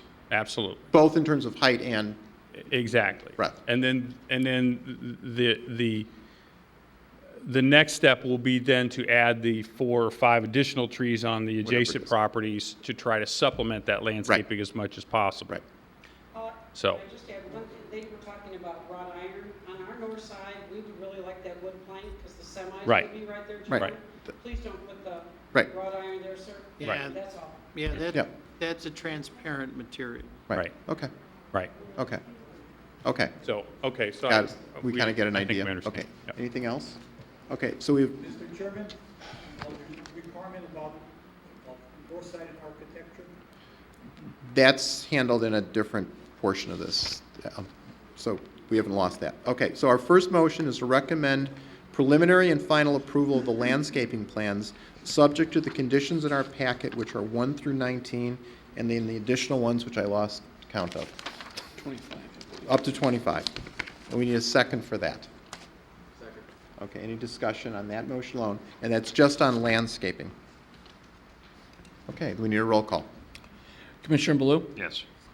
Commissioner Cotton? Yes. Commissioner Hesner? Yes. Commissioner Heidner? Yes. Commissioner Mulcrone? Yes. Commissioner Gorek? Yes. Chairman Morris? Yes. Okay. Secondly, we have a motion to recommend preliminary and final approval of the architectural elevations for Lot 1, subject to the conditions that we've just articulated, 1 through 19 in the packet, then the additional ones, 20 through 25. And that includes any evaluation we have regarding whether we think it's 360 and how we like the rear, et cetera. So we need any discussion on that? Okay. I just had a question. I was sort Go on. of talking with Jeff about this as to the coloration on our plans are not the same as what they're proposing now. Is that true? The coloration on your plan is meant to be the coloration on the material board that they provided tonight. Right. There are some differences in the slides they provided versus what's in our packet. There's the rooftop screening in the back of the gable is a different color now than it was in our packet. Right. Right. Maybe what we should include is the elevations provided in tonight's presentation versus the elevations provided in this packet. Right. Okay. So on this one, let's make that an additional. 26. That's 26 for this, that it's the elevations provided this evening. I guess, and the material board this evening, because that wasn't in our And the packet. material board. Okay. Any other discussion? No. The packets for this point is kind of irrelevant. It's what you saw today on the material board and what we were given today on the presentation, right? Correct. Right, yeah. However, there is still what was presented, one cannot tell from the presentation a lot of the detail. Hence the material, that's because so we're looking at the material board as well. And then foresight architecture is then a decision that the commission and the village board need to make as whether they think it's ultimately something to approve or not.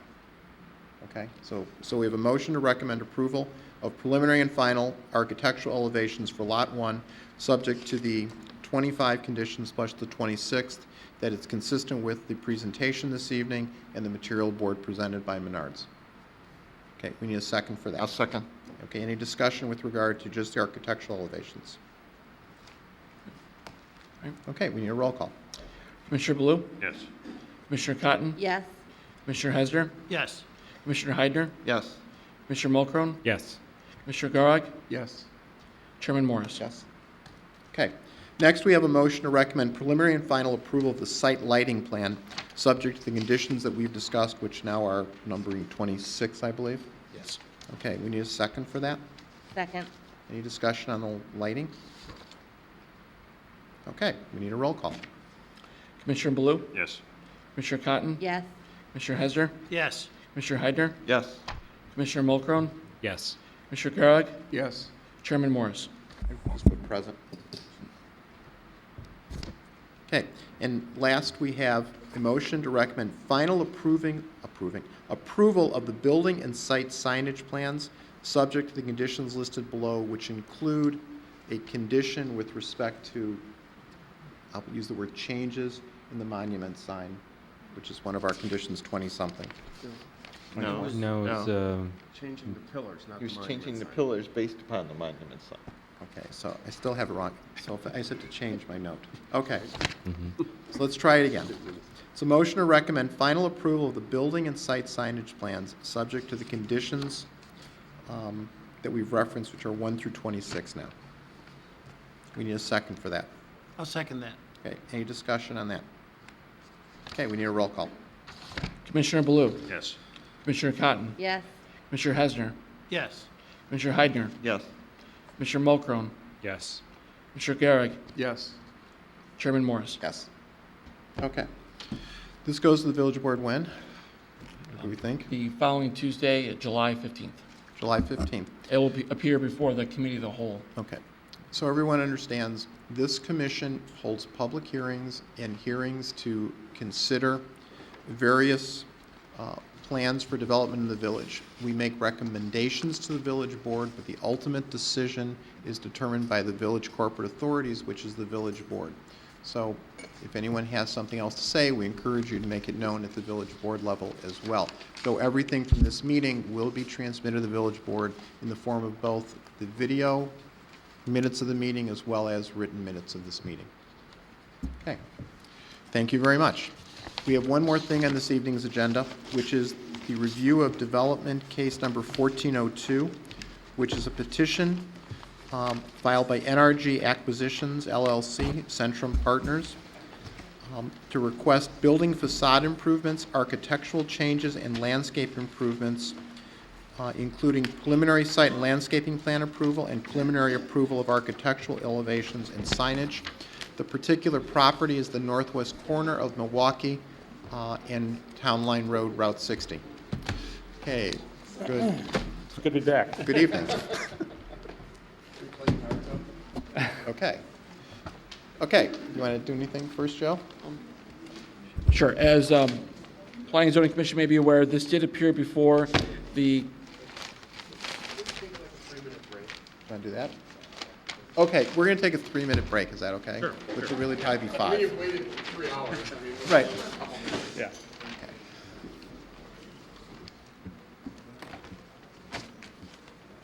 Back to case number 1402, 50 North Milwaukee Avenue. Who's going to speak for the petition this evening? Larry Powers with Centrum Partners.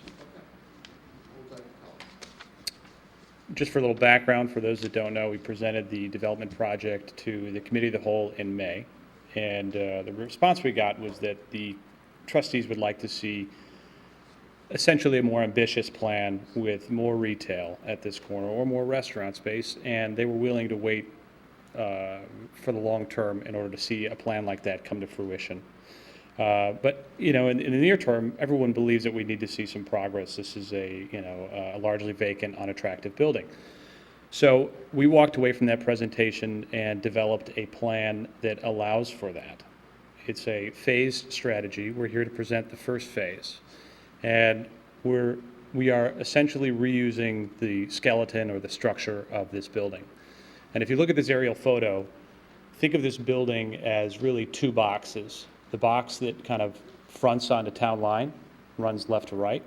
That's the box that has the retail potential for the long term, has the retail potential today. And then there's the box that kind of runs north from that, which is more challenging back door, backside type space. So what we have done is we have moved our Northwestern Medicine lease to the, we'll call it the backside space. Go ahead, Howard. This is a ground floor plan. They are the purple space to the north there, about 6,000 square feet on grade. And I just want to talk about Northwestern first. And on the second floor, you'll see they take about another 12,000 square feet. So we've taken the backside of the space of this building and tried to make it as functional as we can. We've invested, as you'll see, Howard's going to talk through the facade changes, but we're renovating the exterior to make that north side, backside of this building a little bit more, substantially more attractive. And in doing so, freeing up the front of the building for some retail space in the near term, about 5,000 square feet on the corner in blue. And in the long term, you know, when the space becomes available, such as the Fifth Third Bank space, or even second floor space, we have the potential to do more retail space, with the potential to do something more substantial than, you know, the 11,000 square foot retail building that was in our prior plan. So this plan involves a substantial exterior renovation in order to really gain credibility with the retail and restaurant market that we're investing in this building. We're truly going to convert it from an office building into a mixed-use retail, primarily retail development. And this is the first step.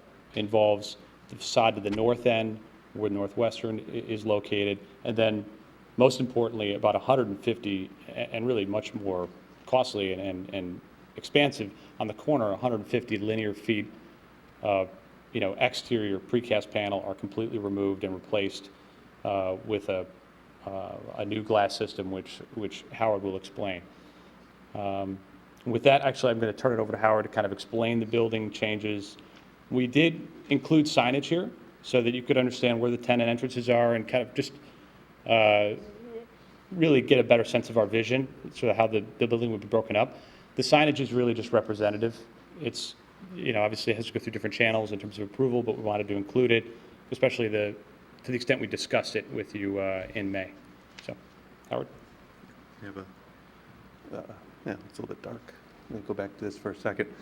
So the areas that we're going to be talking about the renovation really comes to about halfway along the south facade and up along the east facade to the existing projecting entrance bay that faces Milwaukee. And the reason it's this area really is because Fifth Third Bank is going to remain in terms of their lease, and it'd be impossible for us to do a major renovation work at this time for that particular space.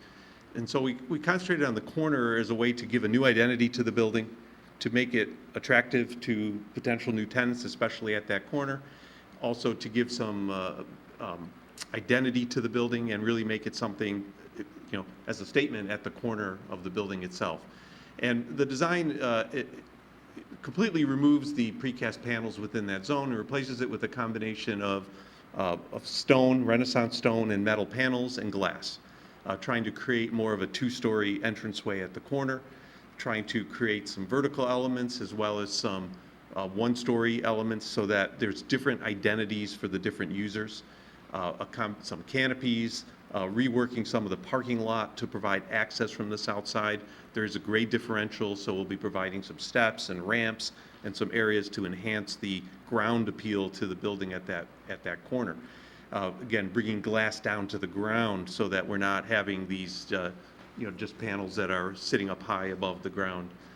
And then trying to sort of take that design element and, you know, reuse it or rework it in the areas where we really can. And the other thing we did, and it's a little hard to see in here, is the original rendering really didn't show any lighting, and we started to think that we really wanted to show a little bit of our thoughts on the lighting.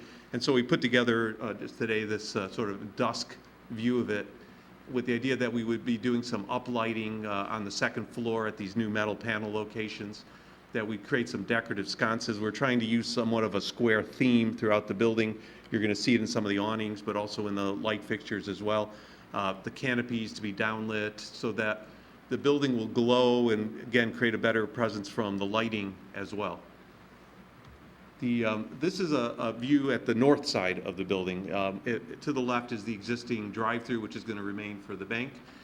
We've taken three of the bays in the center and replaced those panels with a similar canopy and metal panel and glass system, and then put a square awning to basically extend the identity of that tenant, add some color to the building because we felt that the building was lacking in color, and to take that awning and wrap it around on the north side of the building as well, so that when you are driving down south on Milwaukee, you do get an identity of that north end, almost as if it's its own user, its own building. And then this is a view of the south, at least in terms of phase one, which shows the relationship of the users that we can control at this point. The first floor would be either an office, but we're hoping is a retail user, so it gets its own entranceway, its own signage, its own canopy, but yet we wanted the corner to relate for the whole building, so that it became the two-story element and the identity for both Fifth Third and for Northwestern, given that Northwestern is now in sort of a back position. But that corner space would be that part of that, what you have labeled as fashion. Yes, the first floor tenant would be this whole space here. Yeah. The second floor tenant would be this whole space here. But we really wanted to create a more vertical expression at the corner. Even though they'll be behind there, we didn't want to just simply give it over to a horizontal band. Really, the identity of the building is that corner. That's what you see, and that's what we really wanted to play up as much as possible. What you're seeing here is the existing bank and the existing panels, and hopefully at some point in the future we'll come back to you with some when we know what's happening there, and if they have a tenant, where we'll be coming back with some additional modifications to that facade. Is the bank single story or double story? Single story. So Are they really taking all the 8,000 square feet? They currently do, yeah. Wow. They're going to keep all that? Yes. And so this is elevations that are showing the materials. We do have some samples of some of the materials. They're very similar to what we had proposed previously. Yeah, that's the bank. Except for the brick in this particular scheme, the brick and the precast just Maybe didn't just seem to pass make those around. a lot of sense. If you want to pass it around, we're using actually different colors of anodized material, using a clear anodized on the metal panel, but we're sticking with the dark bronze, almost black anodized for the frame to create a contrast and to match the existing windows that are there. We felt that the stone or Renaissance stone is a slightly lightened up version of the precast that's there now and will go well with the precast.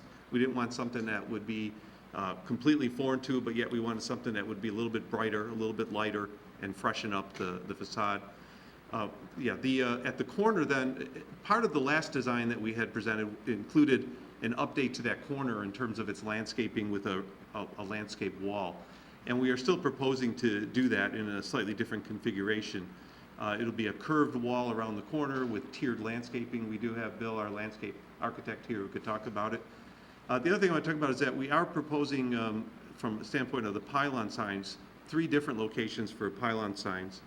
And this is the same locations. 1 is they exist now, and 2 is what was discussed in the last meetings, both here and at the village board meeting, to not have the signage at the hard corner, to let that hard corner be more of a landscaped element, but to bring the signage to where it actually have better visibility, which would be a little further north, a little further west for the identity. At the curved entrance road, so you get a sense of where those are. This is one sign located here, about halfway down the town line, one sign located here. Along the ring road, there's an existing transformers that are going to remain with an L-shaped concrete wall. Our intention there is to actually build signage on top of that wall, reuse it. And because of the configuration, we would have a sign facing both north and west, but it would be no signs south or east. So it's basically splaying apart that existing sign. Bill, I think at this point we should have Bill walk you through the landscape plan. There you go, Bill. Okay. My name is Bill Ferguson with Dan Weinbach and Partners. Can we jump back to the tree survey real quick? Is this it? Yeah. The majority of the trees on site are actually in pretty good shape. There's a few that aren't. And there's a couple ash trees we're taking out. Most of them are dead already. And there's a couple of dead pines and some overgrown hawthorns on the east side of the building. So the majority of the trees we're taking out because they're either dead, they're in poor form, or they're just not doing very well. The rest of the perimeter trees, most of them are doing really good, a little bit of trimming, a little bit of pruning. Other than that, I think they'll be just fine. So we're keeping those trees in place. This also shows on this drawing here the decorative wall detail, which will be the terraced wall on the corner. And it just shows the different elevations and how the landscape will work with that. For the landscape plan itself, we're doing a perimeter buffer based on what we had done previously, but this one being less formal and being more natural, matching what's out there currently. The beds that are out there now are not as extensive as this, and they're in pretty bad shape. There's a lot of dead plants, a lot of missing plants. So that's why we'll be filling the beds in and redoing the shapes of the beds to make them work better with the to perform the buffer and the screen. Once again, they'll be the same as last time: deciduous shrubs, evergreen shrubs, and perennials. Around the building, we're doing new foundation shrubs. Once again, there's a lot of open gaps, a lot of missing shrubs, and a lot of dead stuff. So we're going to be taking that out and putting in new plants. Once again, evergreens and deciduous shrubs. And I'd like to use a lot of the plants that are there now that are in good shape. So a lot of those plants we just may relocate and use if they're in good shape versus bringing new plants in. And then we're filling in the gaps where trees are missing with trees so that we're meeting the ordinance.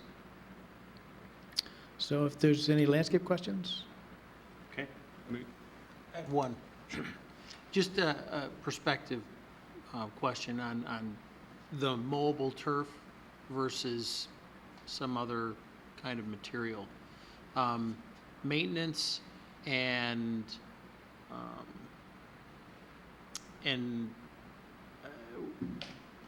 really more on the maintenance line. Why are we compelled to go with mowable turf? I think because it's a clean look, it's a very professional look. If you're talking like the Sears campus, where it's the unmowed, what's the grasses that's not mowed, it tends to look a little weedy. It tends to look a little messy. It collects a lot of garbage. It's just it's not a clean presence. It works in some cases, like on perimeters or far away, but around the building and right around the perimeter that we have here, I think a nice, clean, manicured look is preferred. Okay, thank you. Will any of the landscape be irrigated? Currently there's irrigation around the building now. I don't know how extensive that is, so we'll take a look at that. We're not really proposing irrigation for the perimeter because there's no need to do that.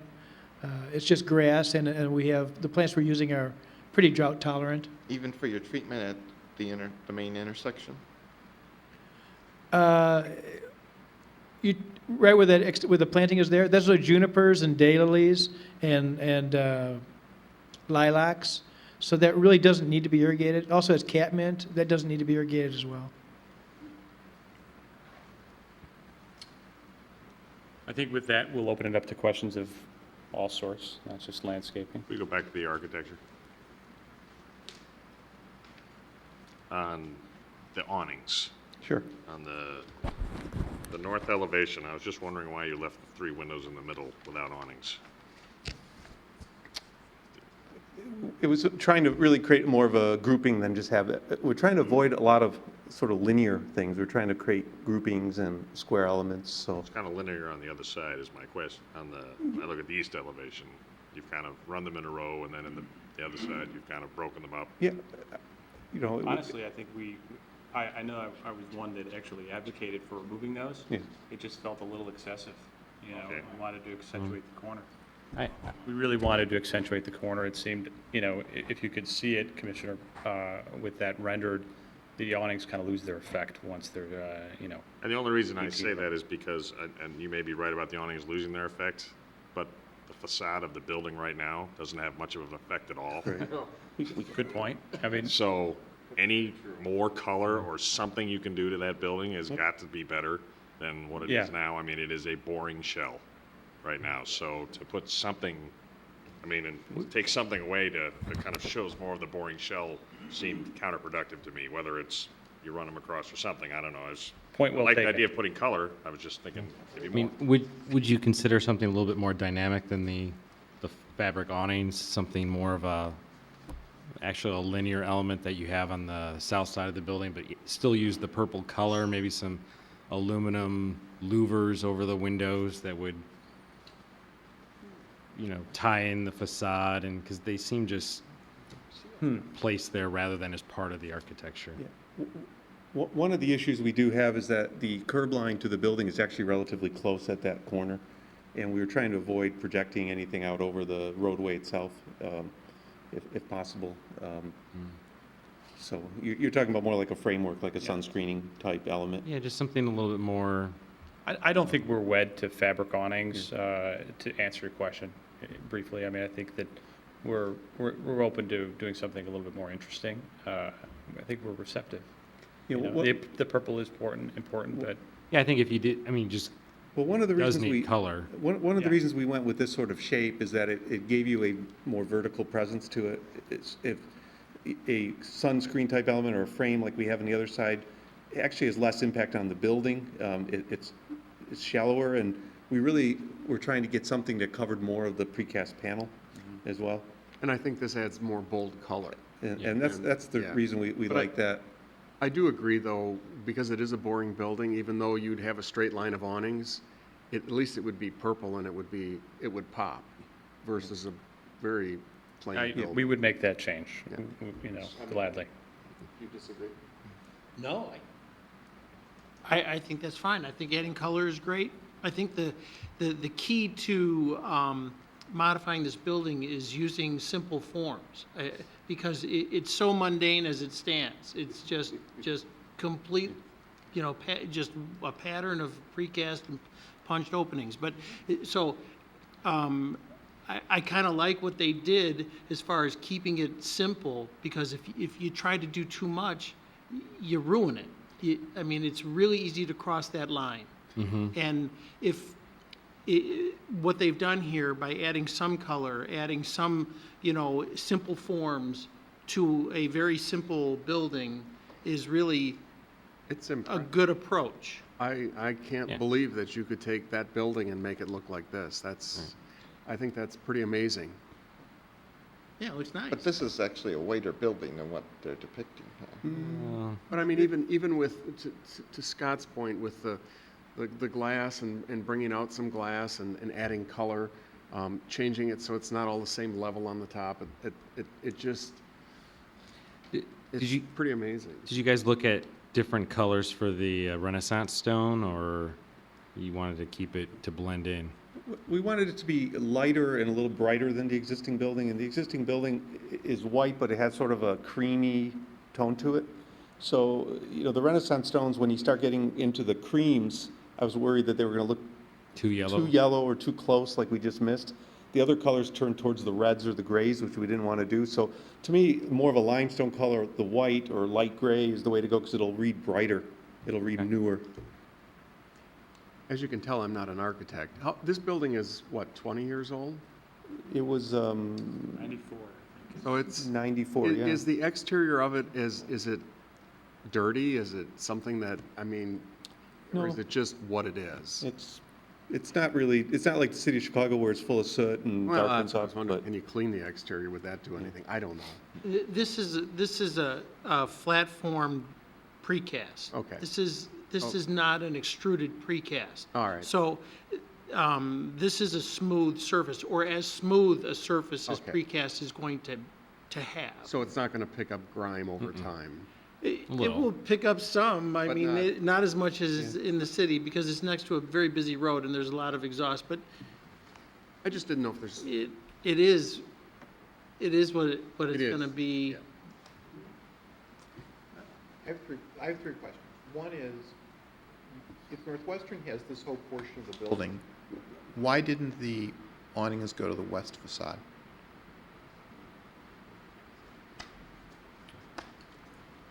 Actually, the western elevation, we haven't included here, or do you have it in the, we do have a couple, I thought, on that side. No, we don't. No, there's none. You're talking about right up here? Like in the middle one? Middle left. The middle left. Right there. Yeah. Yeah, That's a good point. It's a good point. That's We one were so concentrating on the other facades. Right, okay. That's one question. My second question is, Northwestern's entrance is I guess, the northerly one on the east facade, is that right? Yes. It's this right there. Okay.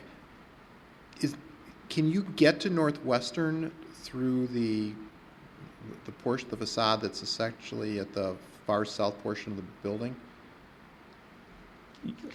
Technically, they will have their own, technically, but just practically, they're going to have their own vertical transportation, their own entrance, so there really shouldn't be any connection through the building like that. So my question really is that, but Northwestern's name's appearing there. I understand why it's on the northern portion, but on the southern portion, on the corner, are we kind of directing people to a portion of the building that's not where they really want to go? Not necessarily. I think it's a building identity sign that's obviously much more visible than the northern sign. Sure. And there will be site directional signage. When you pull in this site, I don't think it'll be our responsibility to make sure that directional signage is clear, to make sure that even on the doors of that office lobby, to say, direct, Northwestern patrons to the next entrance down. Because the reason I asked is, I'm sorry. Okay. What I was going to say is that when you look then at, it's the landscape plan, but it shows the whole parking lot layout. The bigger portion of the parking is at the south portion of the building, Right. not at the Now, north. Northwestern, that's a good point, and that's actually why we like the way this is configured, because Northwestern's parking needs are actually very minimal. They're only looking for really the spaces that surround that 6,000 square foot box. Okay. Is essentially all they need. So it works out perfectly that their parking is segregated, their entrance is right there. They're not competing actually with the retail customer for parking.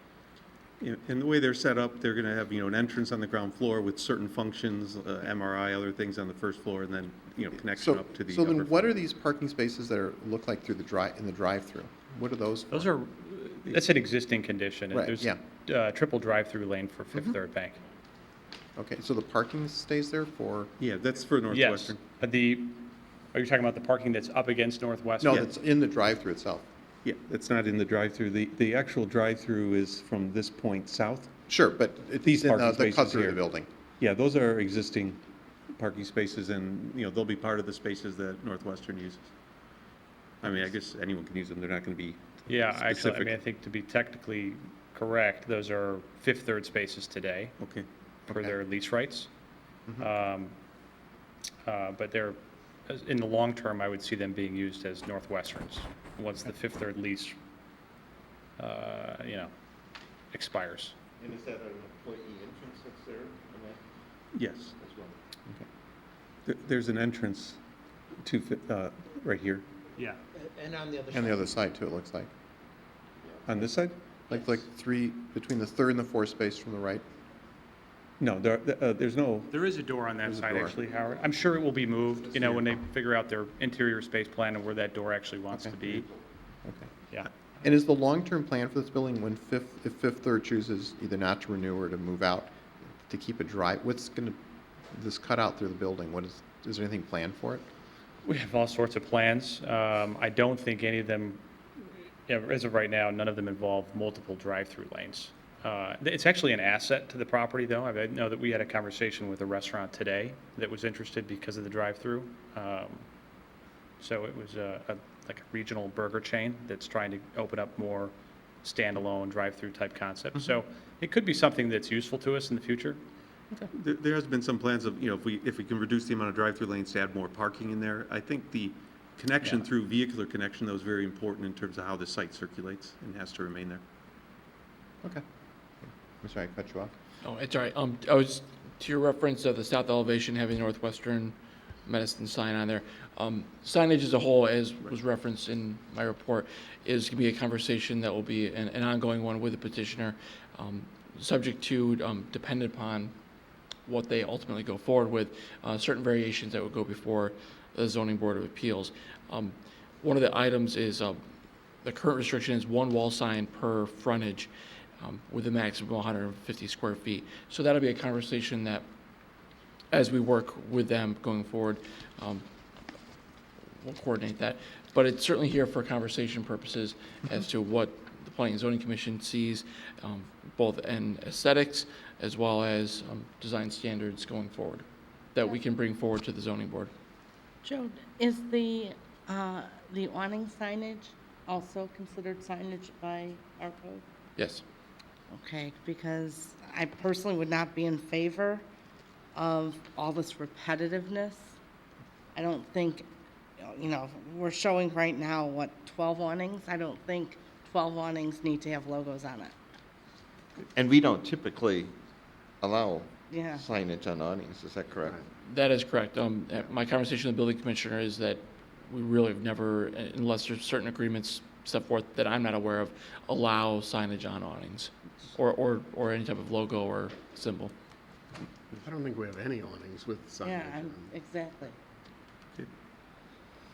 I guess I would just go back to comment on Hal's comment about that. I mean, I see Northwestern all over the place, but if I'm Fifth Third Bank, I'd like top billing on that corner. That's where my bank is. So. But they're not in that corner either. They're I not. don't know where they are. I'm trying to figure that out right now, so. They're at the We other actually have corner. a sign there today, so we're preserving that corner, that sign opportunity, whether they're first or second. Yeah, they You actually know. have sign on both the south and the east facade today. They're gonna be the two featured renters, I assume, for this building for a while anyway. Yep, yep. It's common, the largest tenant gets top billing usually in a building, correct? Right. They get to name the building if only one name would go on it, so. Or someone who's willing to pay Right. significant amount of money for that. Right. But I don't think Fifth Third Bank would want to spring for top billing. Who knows? No comment. Right. But Joe, for the condition of approval, it says amendment to the signage plan to comply with the sign ordinance. Is staff's position is that we're not looking at signage? We would just do it consistent with whatever the sign ordinance is, so what we're looking at would not be compliant? Correct. Any variation to the sign ordinance would require a meeting, public hearing before the zoning board of appeals. Okay. Which is consistent with past practice with these types of circumstances with development reviews. Okay, fair enough. Okay. Anybody else? Thank you. Okay. So what we have this evening is a motion to recommend preliminary and final approval of the revised architectural elevations pursuant to the conditions in our packet. And I guess the other one is that we talked about adding the awnings around to the west as well, on the northwestern portion of the building, whatever we're calling that. Anything else we had? And if not, I guess we need a second. I'll second. Okay. Do we have to mention, are the awnings considered architecture? The awnings are, for this would be, the awnings would be architecture, but not the So we were logo on it. moving the logos. We're not just talking about the logo at all. You can have all we would be approving if we approve the awnings would be an awning. If you want to put a logo on it, that's. Right, you go no someplace text. else. No text Right, on you the go awning as someplace far as- else. Understood. Right, you go someplace else. Right. Make sense? Okay, so we need a roll call? Commissioner Blue? Yes. Commissioner Cotton? Yes. Commissioner Hesner? Yes. Commissioner Heidner? Yes. Commissioner Mulcrone? Yes. Commissioner Gorog? Yes. Chairman Morris? Yes. Okay, then next we have a motion to recommend preliminary and final approval of the site and landscaping plan subject to the conditions that we just discussed. We need a second? Second. Okay, any discussion on that? Not really related to landscaping, but are you also repaving all the parking lots? We are. I'm glad you asked that. We're milling and repaving the parking lot. Okay, thank you. Okay, we need a roll call? Commissioner Blue? Yep. Commissioner Cotton? Yes. Commissioner Hesner? Yes. Commissioner Heidner? Yes. Commissioner Mulcrone? Yes. Commissioner Gorog? Yes. Chairman Morris? Yes. Okay. Thank you. Okay. I hope I don't Yes. see you too soon. Thank you. Okay, next we have, So, sorry. can I just, Uh-huh. so we did nothing with signage on this development, because that's all ZBA? Yes, correct. Okay. No, no. Okay. Okay, next we have a approval of the minutes from the May 28th, 2014 meeting. We have a standing motion to approve. We need a second. I'll second. Any discussion on the minutes? We can do this by acclamation. All in favor? Aye. Anyone opposed? Okay, those are approved. Anything else we need to talk about? Just two items. On July 23rd, we have a scheduled public hearing for the Planning and Zoning Commission for 447 Milwaukee Avenue. That's the former Tilted Kilt.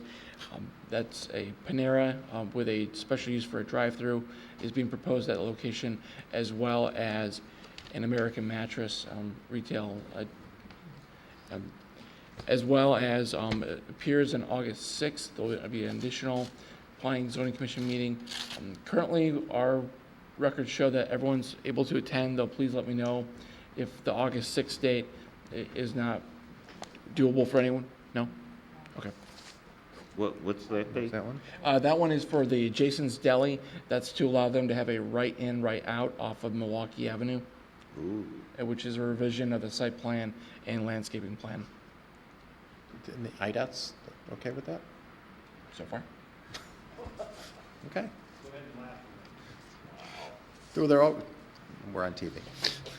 Okay. Is Panera moving That's my from understanding. their existing? Yep, their lease is expiring, and they're looking for a new location within the village. Yep. Okay. And they're gonna- With a drive-through, that's the new model apparently, from what we've been told. and they're gonna take the whole entire building? Half the building is, roughly half the building. The additional half will be an American Mattress retail store. Okay, I heard you said that. Sorry, From Mundelein? Is that where they are now? I'm not sure. Is American Mattress already somewhere else? Right there on Butterfield, Yeah, they're, 60. they're in Mundelein. Right, oh, they're in Mundelein. It's a much bigger store. It's a much bigger store. How are they gonna get both of those in that little building? I'm not. Okay. All right. Anything else? No. Okay, then we have a motion to adjourn. We need a second. Second. All in favor? Aye. Anyone opposed? Okay, we're adjourned. Good night.